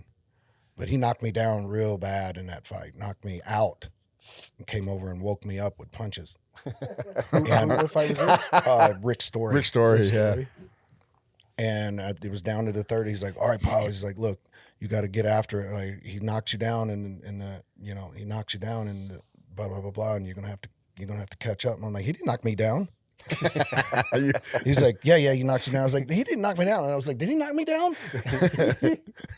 Minutes gone. You know what I mean? It's like hey, you're not all the way Yeah. there. But he was able to give me back. He was like, yeah, moving on. Yeah, This, that, and the that's other. experience. Yeah, I had that happen to me with GSP fight. He hit me with something. I did like a break dance, like, and he hit me with something else. I came back up. All right, what's up? Roughest business in the world, but we love it, right? Yeah. It's When, the realest as it gets. When did you guys kind of know it was time to walk away? Because you see a lot of fighters, especially in combat, just don't know when to say when. For each of you, like, how did you guys know? Because you started in what, 98, 99? 97. 97? Yeah, And 97. retired in 2018. Yeah, 2018 Yeah, at 42 21 years old. Yeah. I just knew because, one, I'd been doing it so long. It was just coming to an end. I knew it was coming to an end because the drive and that fierceness inside of me wasn't there anymore. Yeah. And I just kind of go in and just be moving along with it. I didn't Going have through that the same motions. vicious, I want to fucking destroy you kind of a attitude anymore. And I was, I don't know, just not over it or whatever, but it's like, look, these cats are getting younger. Mm. They're way better and they're hungrier. So it's time. Yeah. So I step out. Was it hard? Yeah, it was a hard transition. I mean, that's been my identity since, and anybody that knows me for that. You know what I mean? And that's my identity. That's my ID card, right? And now in that transition is like, shit, what am I now? Yeah. Right. What's going on? What am I now? But luckily there was other avenues. There was some the TV and movie things that came up through this sport, because of this sport, meeting people that were interested in us because of what we did. And the reason why we're getting hired for these jobs is because, we're rough, tough dudes and we can get the job done in their eyes because they know what they're looking at. And so we had different avenues we could all go in. Well, Jay and I, not we as fighters, but Right. Jay and I at least. But he ran with it way further than I did, kicking ass. No, you're still in it. When did you know, Jay, like it was time to walk away? I always knew I didn't want the game to retire me. I wanted to. Yeah. I didn't want to the fight game to retire me. I wanted to retire on my own terms. Yeah. I never wanted to be that washed up guy just fighting, For a paycheck. For a paycheck. Yeah. Like you said, I wouldn't say the fire burnt out because it took me a year to announce it. I was 1 foot in, 1 foot out. Like he said, it's your identity. This is what you don't have plan B. As a fighter, it's hard. I tell guys you should, but it's hard. Yeah. You're trying to feed your family, you're trying to put food on the table, and you can't have any doubt when you get in that 100%. cage about anything else in your life, because you have to be a warrior, a stone cold warrior in there. Fight mentality, fight till the death. It's not to the death, but that's the mentality. Like, you're not giving up. So, for me, we're blessed. I had other opportunities come up while we were fighting. Again, from the man, Randy he was in the film business at the time, and stuff trickled down to us. And we worked hard at it too. It's not just given. Nothing's given, right? Opportunity. I feel like if you work hard, you can open up a door for opportunity. Yeah. And it goes back to being ready, right? Staying ready for, just like fighting, just like anything in life. You have to be ready. You can't just, like E was saying earlier, the guys get the call and they turn it down because they're not ready. Yeah. Once you commit to this, that's your fucking life. You have to stay fucking ready, dude. Yeah. Like, as a fighter, as anything in life. You have to be selfish. You have to be selfish. You have to be just, this is what it is. You have to leave New Year's party before it turns 12 o'clock and be your ass in bed because you have to wake up the next day and train. Sure. Birthdays get missed. If you have kids, I'm sorry, but some situations you have to miss because this is the life you chose. And if you want to be the best you can be, you have to sacrifice. It's a very sacrifice business. It's a little bit selfish. But for me, I felt I was content. I felt like I won a world title with IFL 2007. I fought the biggest promotions. I didn't, climbing that ladder back up after a loss or two is very hard. Money, the money. Jobs on the line too. You get half your purse. Two in a row, you might be gone. It's just a very hard business. That's why we love it, right? Because there's only a certain percentage that could do it and deal with this and do it for long as we did. And be healthy. That was another thing. I never started thinking about my health until around the time I was like, is it worth it to take this damage? I'm not trying to leave all fucked up, right? I already had a couple eye surgeries and hand surgeries and I started thinking like, and then again, I had that opportunity with the film business on the side, like on the back burner. And I was like, you know what? Let me see how this goes. I'll still keep one foot in the door if something comes up and I get that fire going again. Cause as a fighter, you love it. I've done a bunch of films. I've done a lot of shit in my life, but there is nothing like getting your hand raised in front of 20,000 people in a cage. There is no type of feeling like it. So it's hard to walk away from that. And that's what guys, it's a small window too. It's not, you can't do it forever. Yeah. So as soon as guys understand that and just go as hard as you can right now, meaning, balls to the wall, but not, breaking your body, train smarter, not harder, but it's a small window.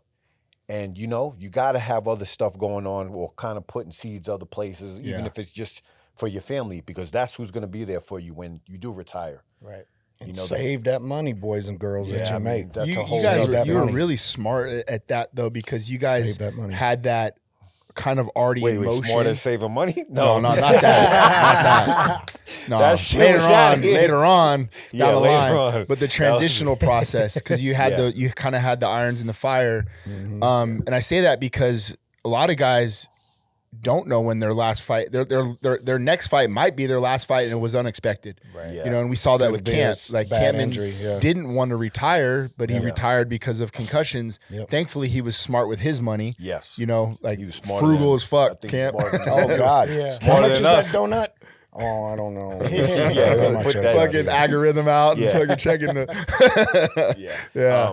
But absolutely, it's it's a crazy game. Kampmann. That's why we love it. But for me, I felt it was time. I think for Pyle too at the time when he retired, and that's something to be, commended for when you feel like, it's time. Let me go off into the sunset. Been there, done it. Let me try something else. Let me spend more time with the family because save my brains. Yeah, save your brain, man. I hate to see guys just past their prime and just a shell of themselves.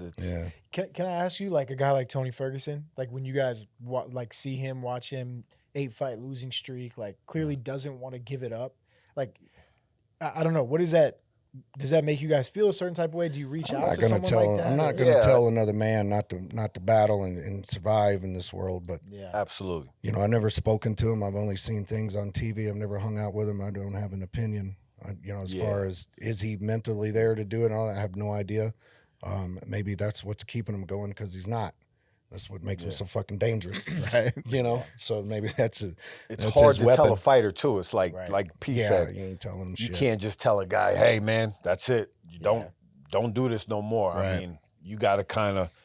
That's for like somebody maybe closer to him. I mean, this shit's built on ego too. So now you're trimming off some of that ego. Well, you don't think I can fucking do it anymore? Well, you don't think I got it? Yeah, it's tough. It's just you got to have those kind of things in you to compete. It's definitely a tough situation to be in too when you are the close guy. Yeah, because we've had those conversations with guys in the room where him being my big bro, call me, yo man, you need to talk to so and so. It might be time to hang it up. You're like, ugh.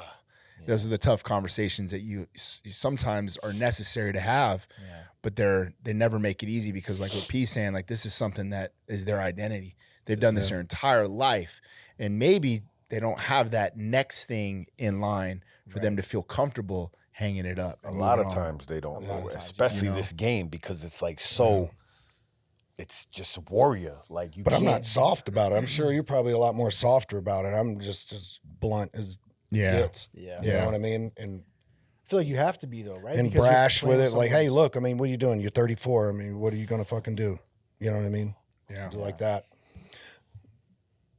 Because that's why you need to be told the shit sometimes. Yeah. You know, well, now maybe, you know, you're forgetting some things here and there and this and that and carry on. And maybe you should, you know, think about another avenue. You know, look, Yeah, man, it's not a game. like that's you gonna- fucking 34 years old, shit, or get off the Unless fucking pot. Only Let's the go. 1% make that What are we big doing? money to walk off in the sunset too. So Yeah.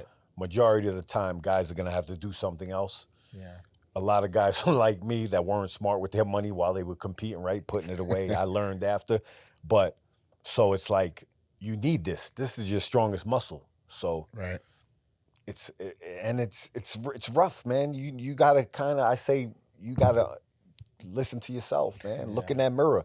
I always say that you gotta reinvent yourself every 5 years. You gotta talk to yourself. You know, you gotta, hey man, you know, Yeah.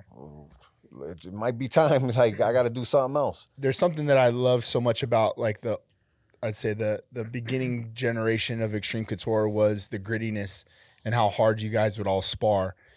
But like I know that we've maybe dialed it down a little bit, right? Because of the tread on the I don't know tires. about that with Strickland. Yeah, but I mean, but again, that's kind of tailing into my question. Is Sean is a throwback?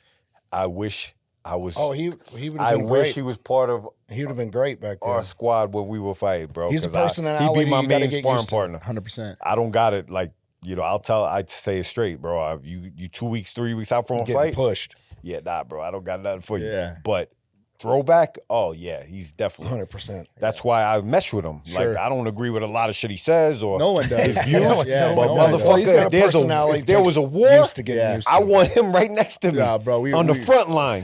100%. We always joke like the zombie apocalypse. Yeah. Yeah. Fucking Oh Sean yeah, Strickland yo, will Sean, start where a you fight. at? Yeah. He's the All right, let's Negan. go. Bet. He's the Negan. Yeah. Yeah. Exactly. Yeah. Exactly. But just the way that you guys still being in our gym, the training that has evolved, the style of sparring, you know, big gloves to small gloves and some other things.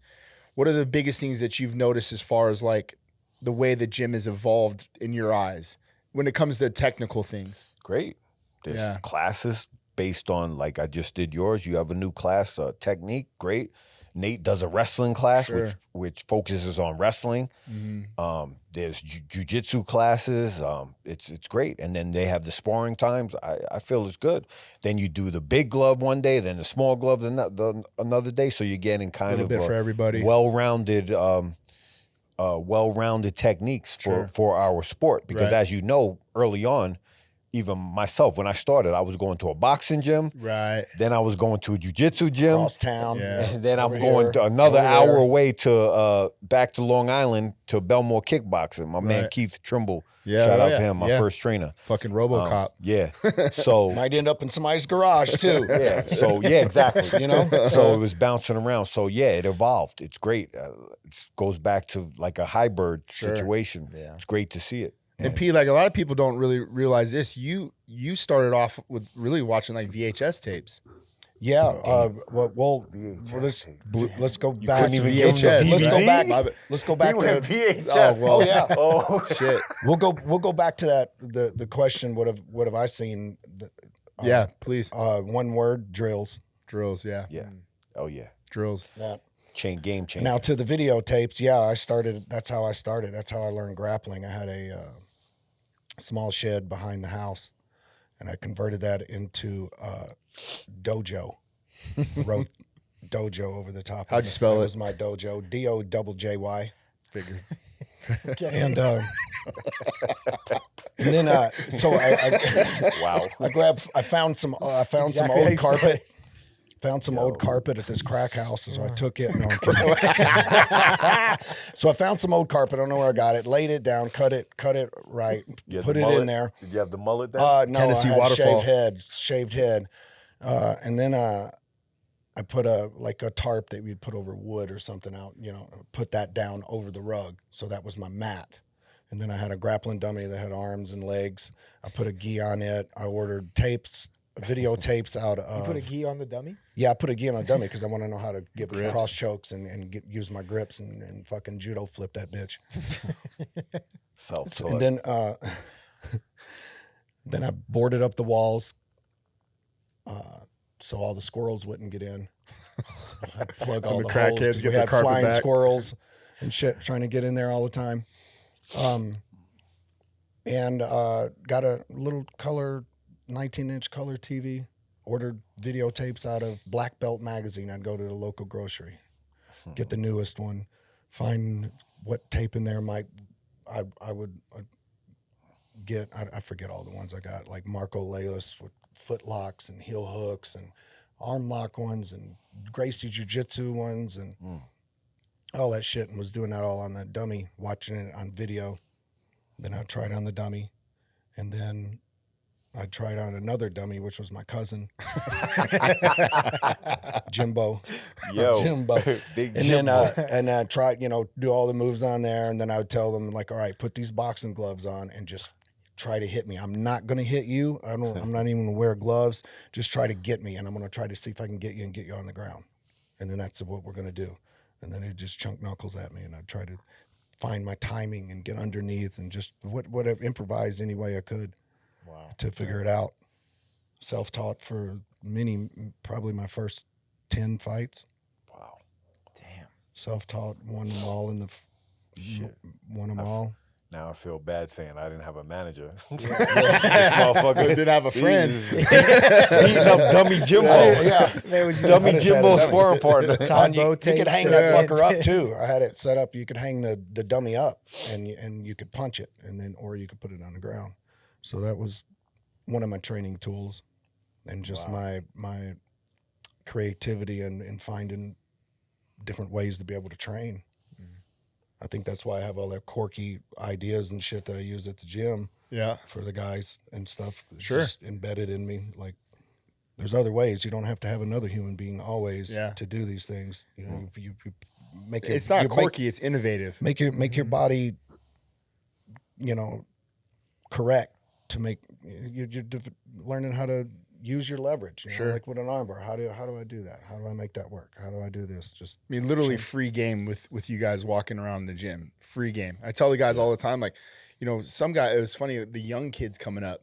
Yeah. One kid, I think it was Mansoor. He's like, "Yo, do you know? Like, I looked up John Gunderson. Is that guy's got like 50 fights?" I'm like, "Bro, he's a walking encyclopedia. Yeah. He's right there." Like, and I go, "Man, the motherfucker, you think he's just holding pads for these hot ass girls all day long?" He's just, they go, walking encyclopedia. Yep. Go talk to him. You got P, you got J. The thing too that like I love is it's not by mistake, is the work ethic. Mm-hmm. This dude, an hour before drills, "Yo, where you at?" I'm like, "Bro, it's at 10. I'm on my way." Like, it's 9:15. Already there, warming up, being ready. But what people don't understand is like they take this shit serious no matter what it is. Right. So the example that they set for the young group of guys in the room that really get to see what professionalism looks like, and these dudes are done fighting. Yeah. But they're there, and why are these guys ahead of you when they show up in the gym and be ready to go, prepared, all the shit on? We don't even have a fight coming up. Don't even have a fight coming up. You know what I mean? And they don't, and like they said, they don't walk around screaming it out loud. They lead by that example. And I think it's so important having these guys in the room just doing what they do, just living the life the way they're supposed to. Yeah. And young motherfuckers go, "Oh, okay, I'm gonna follow that lead right there." It needs to be like MMA as a sport doesn't like showcase off its history. You know what I mean? Like it's a 40-year-old man right now. Yeah, ain't much history. But you know what I mean? But you know what I mean? Like there's, like you just said, there's guys in the gym. You two and the guy you just mentioned have over 100 fights of knowledge and other people in the gym, and nobody knows because there's not like this resource where people can go and look. But up. That's more on the promotion side of things, I think. Because for sure. They're not going to generate any more money on these guys, so they move on, right? Like I think it's a damn shame, like you don't see more about them or Kampmann, right? Or like just people that like have, Kampmann put on wars, like some of the most exciting fights in UFC history were tied to Martin Kampmann. But the moment he was done, and I know I'm saying this like maybe because he's one of our best friends. Yeah. That like, okay, he's not going to generate any more money for the promotion So from we're here done on with out. it. So why are we going to waste our resources on educating people about Martin Kampmann? Yep. But when you hear somebody like who's Quicksand Mike Pyle, like, I don't even like. That's why it's like important to have these guys on the show. Like this is our lineage. But that's why 100%. it's as real as it gets too. It goes to that too. Like once you retire, it's like, all right, do your thing. Yeah. Expendable. Yeah. So Best of luck. yeah, it's like, again, it goes back to you got to reinvent yourself every 5 years. If you're a young guy, don't depend on it. Right. I tell guys, do it because you love it. Fall in love with sure. it first. For sure. Money, accolades, belts, that comes later. Love to train like you wanted to be a coach. Be a sponge like you in the gym. Jimbo, put the gloves on. Yeah. Like, just do that. Right. Love it. Like me, I'm training. I move across country to Las Vegas with with a suitcase. Yeah. That's what I did too. So Yeah. if you want to pursue this game or anything in life, you could be a lawyer. Right. You have to put the hours in, right? So Right. you Is know, there love a it. fighter Love it that first. stands out to you guys that you guys trained with that far exceeded your expectations, or really like, this guy's never really going to do anything, but then all of a sudden was fucking a champion or there? Somebody that jumped off the page. Or maybe even a guy you fought, like you said GSP, like, oh, this is what Canada has best to offer. Well, Boom. Like, the is there anyone in the gym or that you fought that was not like at the that? gym, I but mean, just there's so many made the guys success he did at Covington. I didn't think he would. There's so many guys like in our Yeah, because circle Colby that came just- out and trained with us for Martin brought him out. Do you remember? Yeah, Martin brought him out for the Yeah. Johnny Hendricks fight. yeah. And That's right. That's when we met Kobe. And Kobe, I think, where I I don't met even know if that Kobe dude. was even fighting then yet, right? I don't know. Yeah, I don't just know. feel like I don't know. I mean, I think Gray shot up pretty quick. Yeah. Gray shot mean, up there but pretty quick. I we mean, knew he was yeah, I knew he was a motherfucker. bad motherfucker. But everybody in our squad was bad motherfuckers, so it's Yeah. hard to say like, oh, Sure. I didn't know he was gonna go. Sure. We had Forrest Griffin fucking putting UFC on the map with the Stephen Yeah. Bonner fight. Yeah. That was like our right then. That's when we were doing Extreme, Yeah. opening it up, and this fucking Sure. these guys are fucking become sensations. They put the UFC on the map. Pretty Right. much that fight. So this is like our circle. So it's hard to say like I don't think anybody was lacking Right. in our team. We had a I bunch just of like I studs. had a conversation with the guys the other day at the gym. I said, you know what? Sometimes you got to sit back and pat your own self on the back. Yeah, that was huge, bro. Because a lot of times guys get caught up in, why am I not there yet? Or look at this guy, I'm better than him, or another situation, or, just focusing on the wrong things. When if you just sit back sometimes and think how far you came, it's not that you don't have to be in the UFC right now or the biggest show or fighting for a title right now, but just look at your own story. Yeah. You're still here, you're fighting, you're healthy, you won your last fight, you're moving forward. Like, pat yourself on your back. Right. Be your own Rocky, I said. Be your own Rocky. Look at yourself and be like, all right, cool. I'm motivating myself. Look how far I came. So, Bro, it's- that conversation really resonated with the guys because right away in the group chat, everyone in there said something about that conversation about reflecting on what Jay said. Like Dan, of course, Ige right away was like, "Yo, we all should really, really focus on what Jay had said, and we need to practice speaking to one another the same way, or bringing each other up as that group that we have." We had the pleasure. It was like, I think, the golden era for us in the MMA because we had this tight circle and everybody was on the level and everybody's, bringing everybody up. We're cornering each other and just living through each other's eyes. Pete was fighting, knocking out guy. I couldn't corner him. I had a fight coming up and inspiring me, inspiring each other, inspiring yourself. So it's a rough game. 9 things out of 10 are hard or rough. We didn't have those retired fighters either. Yeah, you guys didn't were have no one helping us to give us those. exactly We didn't have example. games. Give We us didn't have those. game. Yeah, About just that's a a good little point. We didn't small have things. that. Yeah, that's a good point. No one did. Yeah, Yeah, no one No did. one It's did. still a young That's game how at that young time. it was. No, that's a great point. No one has retired and then been in positions where coaches are now. And you guys have really made it a point to make yourself resources to the young guys in the room. Yeah. Like anybody that's ever came up to you guys, it's not like, oh, I don't have time for this kid or whatever else. Like, I got all this shit spinning around in my head for 20-something years. right. Where's it going to go? Right. It needs to go somewhere. And to me, it makes me, bro, I love it. I want to be Keeps a part you of involved, it. It keeps me involved. Keeps you I like to involved. go. I ask PE all the time, hey, what you got next, E? Who's fighting? Yeah. You know, everybody in the gym, Poons, Brad, Tavares, Right. Curtis, Chris. Yeah. I'm like, bro, what's next? Yeah. Okay, cool. 2 weeks, 3 weeks, 4 weeks. He's in our corner for Chris, by the way. Oh, you know, nice. but again, like these guys are saying earlier, and I don't do it for that. I just do it because I love it. It's a I vibe. still- It's an energy. I like still having love Jay. to be around it. Yeah. And it makes me, you know, it fulfills me. Right. And if I could give back in any way, I love to do it. You know, I just love to be around it. It inspires me. Seeing the guys train hard. Like I said to them, be your own Rocky. So I'm looking at them and, you know, like Chris's story. Yeah. He has a crazy story. He told me during pandemic, bro, I'm out. I'm done. Like, you know, he's coming off a bad knockout in PFL. Yeah. And he's like, you Yeah, know that's what, right. bro? I'm going to go back home. I think it's Cleveland and be a Programmer or something. program Yeah. with some technology shit. And I'm just like, really, bro? Come on, bro. Like, let's go. Right there. Next thing you know, short notice UFC fight call, Knocks out the dude, and he's on a run, bro. And he looks totally, you know, his whole style looks incredible. He had a resurgence, and it inspires me. Right. Because I see these are the behind the scenes that people don't understand or see. The real fighter. Yeah. That's who makes you are, that character.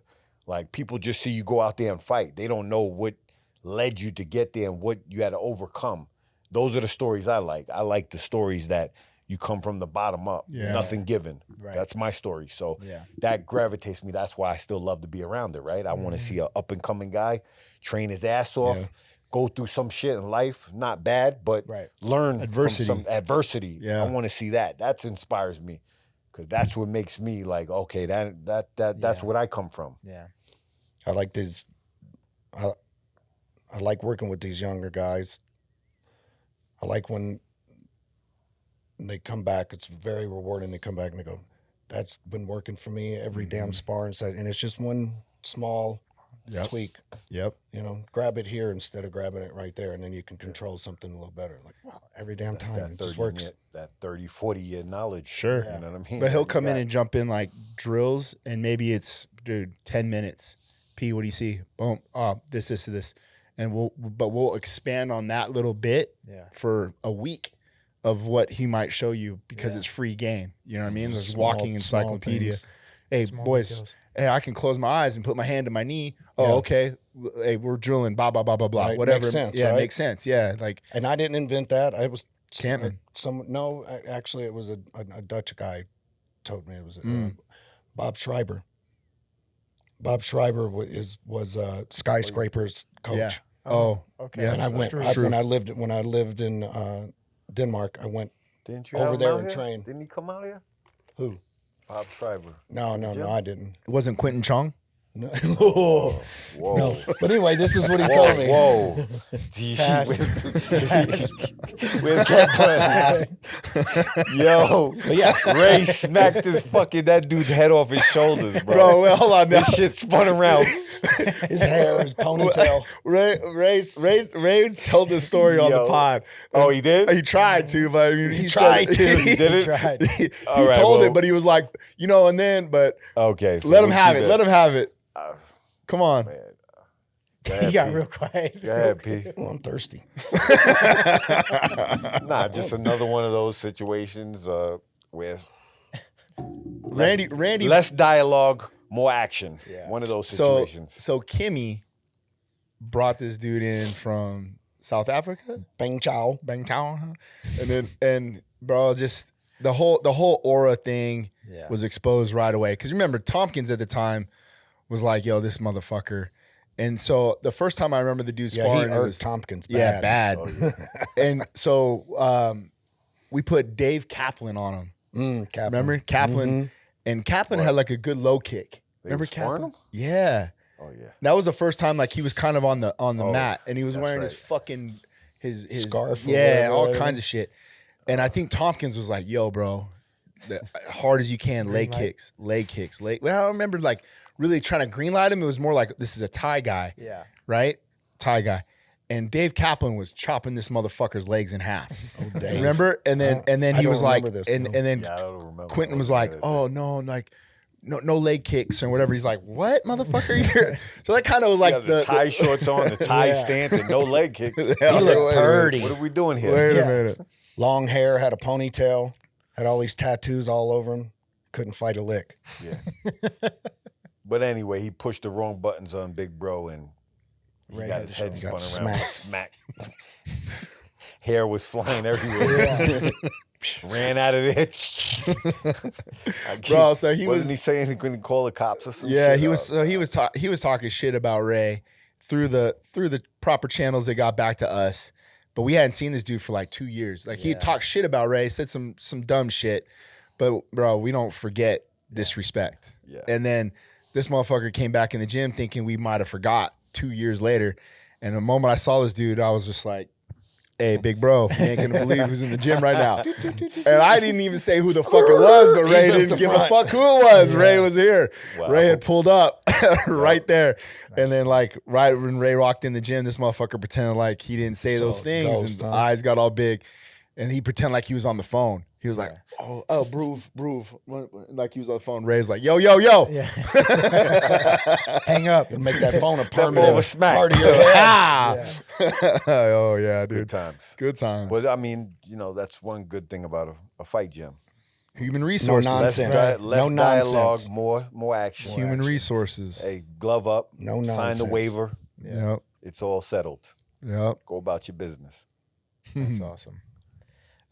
Maybe we can get you guys out of here on this. I had some Hollywood questions I wanted to go. ask real quick. That's Hollywood over there. Yeah, but you've had some stuff. Yeah. A little. So first off, what would you rather do? Rather be a stuntman or rather like act with actual lines, like have lines in the movie? Easy. That's what we do. Easy. It's action actor pretty much. Action We actor? do the dialogue and the fight scene. So I think But a lot have- of people haven't get you it done, like- misconceived. yeah. Isn't there like a this or that sometimes in some Yeah, roles? yeah. Sometimes it's just stunts. That's and, what I'm saying. Which you're one do you running like and gun better? and shoot them up. Well, bang, let's bang. say Jay's the main actor. Yeah. All right. He's the main guy, and he comes into the room, and he needs to deliver some lines to all the other thugs in here. Well, he's bringing a couple other thugs with him too.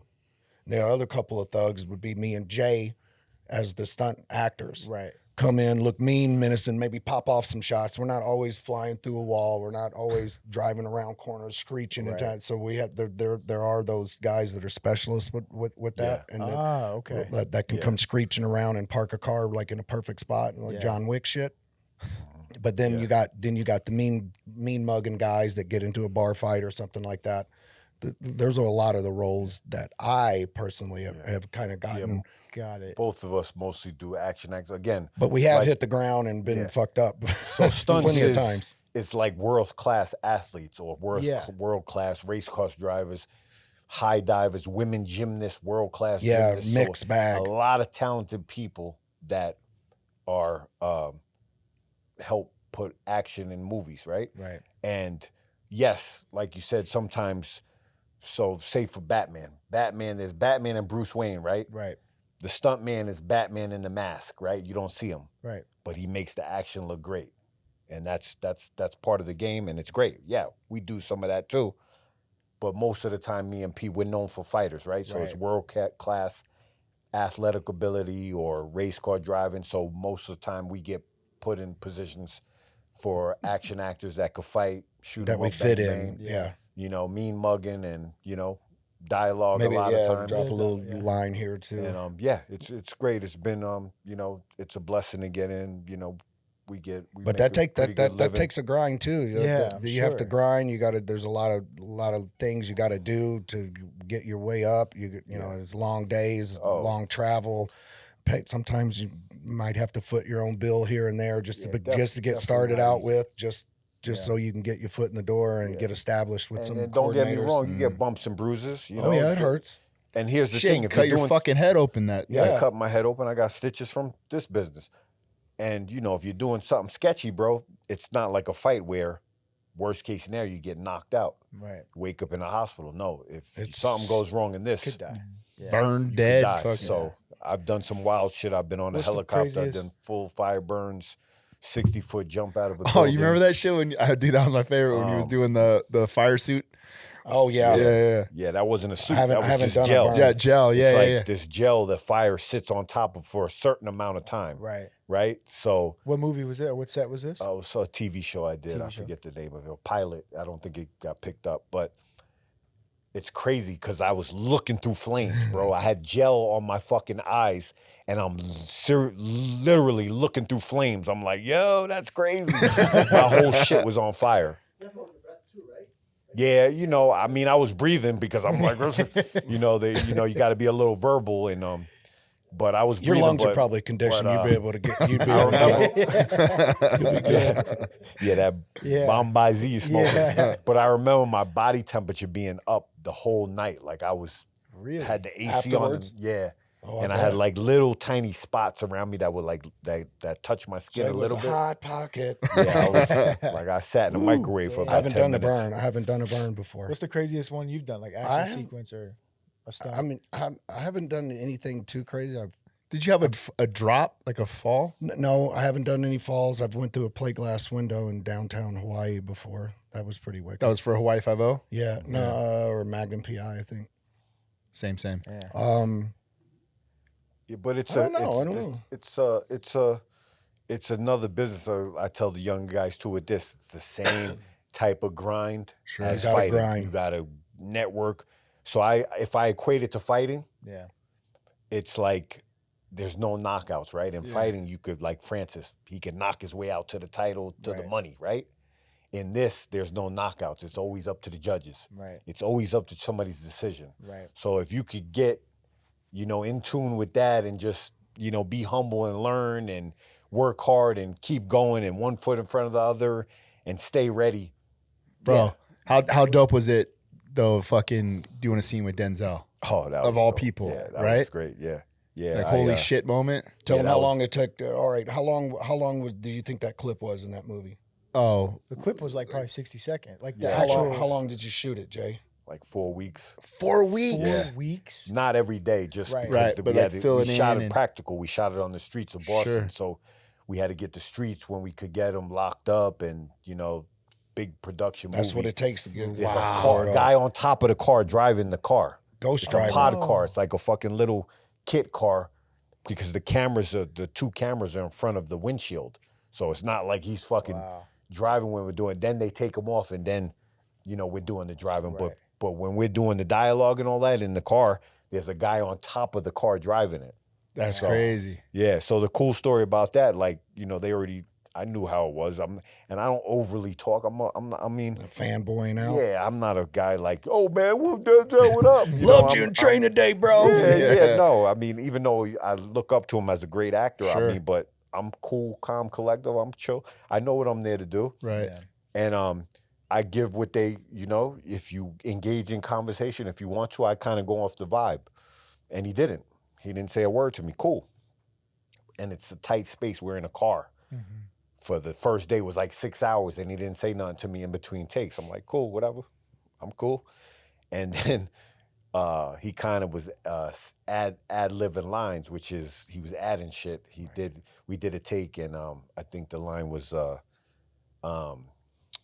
where you go in the airport, and he's like, oh, who's the bag for? Oh, it's for my daughter. And he said, oh, how old is she? And that I wasn't ready for that. I was like, That wasn't on the script. yeah, it wasn't on the script. I kind of stuttered. I was like, oh, she's 5. And then after that take, he's like, oh, I almost had you there, right? This is off camera. Right. Yeah, I was like, yeah. And then he was being a little cool. But then when we start the fight, right? It was going back and forth. They had a special ops guy there, critiquing the fight. The big stunt coordinator, Action Denies, the Dashnors, Jeff Dashnor, and my man JJ, shout out to them. And they were designing everything. But so he was supposed to throw one elbow on me. And then I was just like, hey, bro, just fucking keep throwing them shits like you're driving a car. I don't ever like to step on toes. Like in this business, they have their fight coordinator. They're putting shit together. Yep. I'm there to Yep. do my job. I'm Yep. in the car. fighting him. That's who they talk Cool. to, and that's it. That's it. But it just, we're in a space, and we were, we were kind of talking then, and I'm like, yo, bro, just keep throwing them. Like, and he's like, yeah, okay. So the next take, we're doing the scene, and he fucking starts fucking smashing the elbows, and he caught me with one. Bow! And I'm just like, and he kept going. He didn't stop. My man is method. He stays in character. He didn't stop either. So I'm like, me neither. I'm cool. I'm like, But after the take, he's like, yo, bro, you good? I'm like, yeah, I'm good. Throw him just like that. Yeah. Guess you don't fly that often. Been driving in the opposite direction of Logan for the last 3 minutes.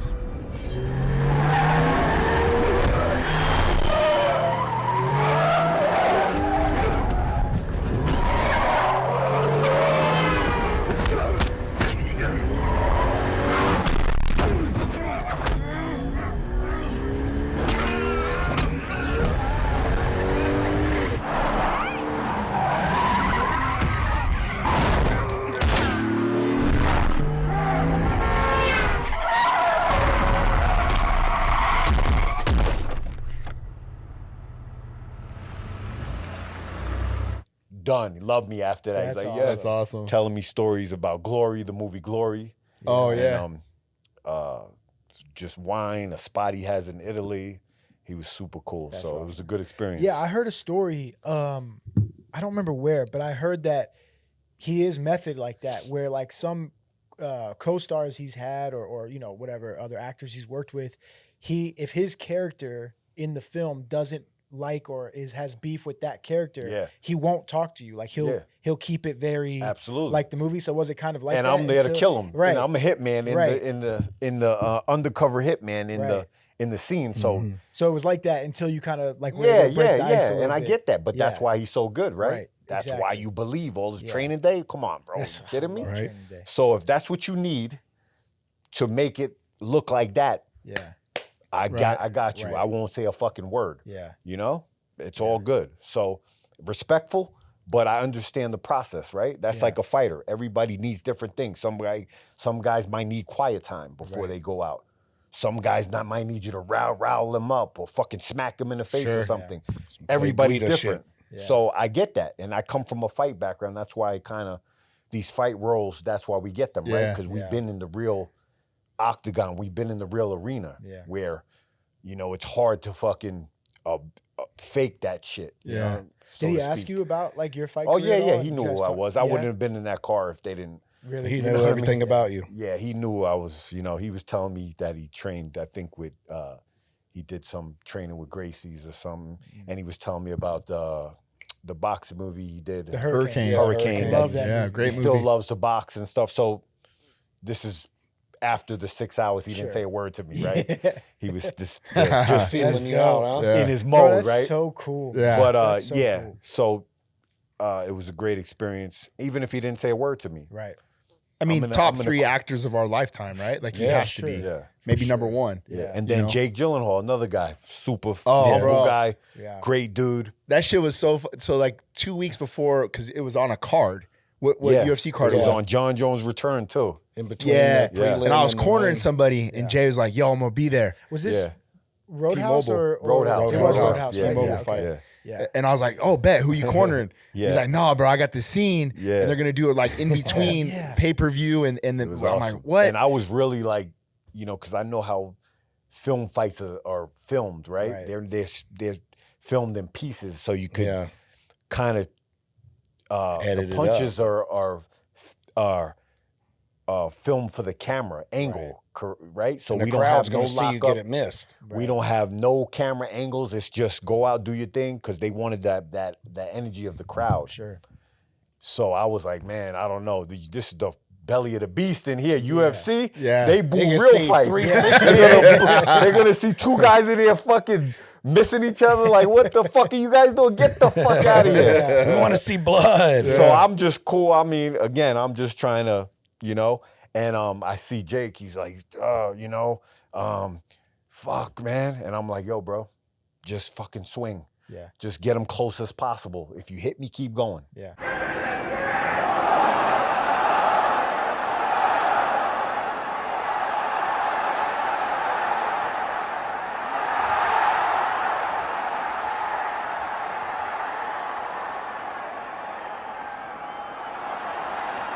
And he kind of relaxed a little bit. He's like, okay, cool. But the day before, anyway, you know, he comes up to me. He's like, super humble guy. He's like, hey, Jay, what do you think? I'm thinking of like smacking you. I said, fuck yeah. At the weigh-ins. The weigh-ins. I'm like, oh, bro, swing that shit from the hip. Yeah. Let's go. Because I knew it got a good reaction. Right. And yeah, he did it. It was great. And on the night in the octagon, a lot of actors couldn't pull that off. Yeah. You know, he did a flying knee. Motherfucker come in shape too. Yeah, Oh, boy, yeah. fuck. He was in incredible Yeah, shape. So hell yeah. nothing but respect to him for that, because they're used to having lockups and extras and a closed set. Nah, bro, this is the UFC at that. This ain't boxing. Live crowd. Live UFC crowd is the toughest crowd in the sports 100%. arena, I feel like. Fans, everything. The fans are like, Critical. bro, they want to see action. Promotion. So, and we got fucking applause, which And was crazy. how much time did that take? Because I remember you're like, we dude, had we got like 20 minutes. We had like 6 minutes in there. They're like, yo, get your shit and get out. Yeah. The real shit happened. Yeah. We like, yo, here's your spot. Get your Boom. shit, and you know what I mean. How'd it And feel you to be back in there in that moment, Oh, though? it was incredible. That's I was told. That was a different kind of walkout, huh? Right? Yeah. It was talk. I was talking to somebody, but I was like, you know what? This You is. relived it though, right? When I you were relived looking it. I was like, How this bad is- you just want to head kick that motherfucker just to throw it off? That's why I was in there too. 'Cause TMZ. I'm a professional. That ain't happening. Come on, bro. That ain't happening. I know the difference. You'll never work again. Never work facts. again. Nah, he's a good dude too. But That's dope. yeah, I know. I'm there for. I'm playing a character, and that's Bro, that's it's so the awesome script, to bro. see. That's the script. That's cool. But yes, the feelings were there, the weigh-in and then walk out. Bro, I had all them old feelings come with them butterflies. Again, there's nothing like it, that arena, that octagon, getting your hand raised, just being in that environment. You know, you had every fucking one of them. And then sitting in the back, hear that music. Yeah. That's that you hear that. That's the audience. That's that's the Incredible. sound system there, and you're just hearing that. And they came out and did it like the real walkouts and everything, came to the dressing room. Yo, you guys are up. Sure. So I was like, How I hyped had a up. little, cause it was like I'd have been full. hyped. We had almost 70 people of the Yeah. production in our area where we were, the backstage. Sure. And they said, all right, you guys up, Jake and Jay. And I go, Yeah. everybody turns Yeah, like, what the fuck? Yeah. I'm like, oh, let's go. Bunch of crazy dogs. And I got everybody hyped Bro, up. speaking of, like, I got to give a shout out to my man, Burt Watson. Bert. Just Let's go, because, baby. like, We rolling to the hole, baby. Yeah, We rolling to best, the yeah, hole. best. He's the best that ever did it. I can't. The one thing that, like, I say it lacks is that guy Charisma coming to back grab there? you. Who Because does it now? There's, I mean, bro, it's like, hey, you it's ready? just- We out. Yeah, it's really? just the blue Ready shit. to go? Nothing No like filler Burt, face. right? Nothing like Burt, because like when he would come to your locker room, you would hear the motherfucker coming down the hallway. Hell yeah. And you knew it was time. Rolling! We Yeah. rolling. Yeah. You ready, baby? And he would have that's that classic. whole fucking thing, man. Like, I just, even fight week shit with Burt. Like, you walk in and these guys would check in and go sign posters. He'd have the vibe set in the room, like James Brown be playing. Oh, man. And he was like, dude, he was like the eraser though. Like, you needed something, you call Burt. Done. Yeah. Got it, baby. What do you need? Boom. Got it. I just, just want to spend it with these guys, especially just give a shout out to Burt Watson. 'Cause Another shout out, big time, best hand rapper in the game, Stitch. Stitch. He had a good vibe about him Stitch too. saved my just life when I didn't make that damn. telling you stories Wait. and just been Yeah. around fucking Which fight Vladdy, the boxer, Yeah. Russian dude's first corner, one. both Yep. of them. Like, Yep.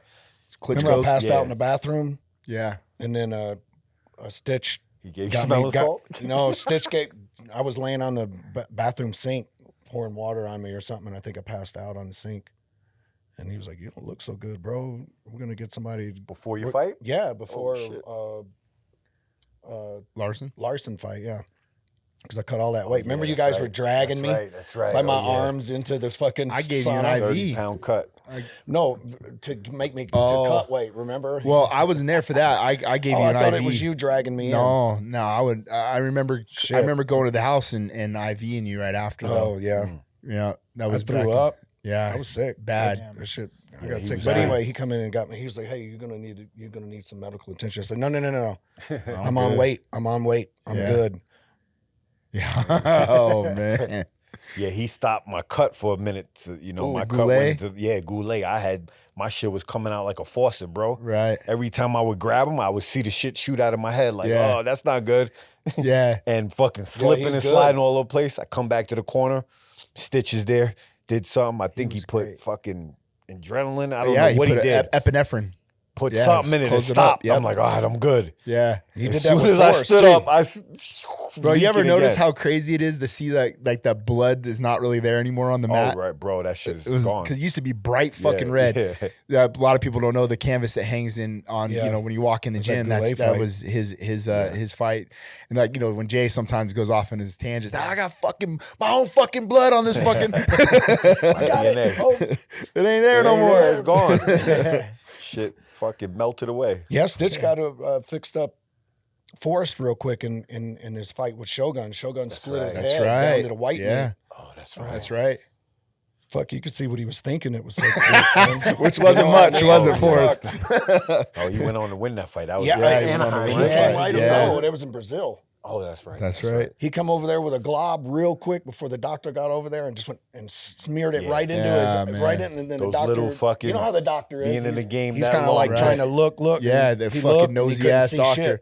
Yeah. He Bro, a couldn't lot see of nothing. times He too, was for good. me, like as a coach, man, like like the relationship to have with the cut man, Yeah. is so important because I want them to get in there. Hell yeah. Before. Sure. And and guys will talk to me about that. Like Tate just was mentioning to me that he's like, bro, like I love that you don't have an ego about being like, because I know that ultimately you might be the motherfucker to save the fight. Right. Or like shout out to the cut man because those guys are really the unsung heroes and a lot of times in those fights, keeping those fights alive. And there's fights you see in like we just saw the one with Kobe. Yeah. Kobe and that being in Vegas, Yeah. that fight might have continued, you know? Yeah. Yeah. Yeah, oh, Stitch. Stitch is a man. Good times, good memories. I Yeah. think we're pretty much. I don't know. You have anything? I else ain't to fucking say? done talking yet. No. What do you want to talk about? I got a lot of shit to say. Go for it. Yeah, fucking Zombie apocalypse. 25 years of this Zombie motherfucking apocalypse. game, Top baby. 5. Who's going with you? Oh, Strickland. Oh, My next door neighbor, that motherfucker's got so much ammo. out of Xtreme Couture. Oh, okay. Out of Xtreme Couture. I don't know. I seen Jay shoot a gun before. Not very good, huh? I can shoot down, motherfucker. But guess what? When I put it down, I got these too. Now Jay's going. Strickland's gonna go. He's gonna go because he can shoot.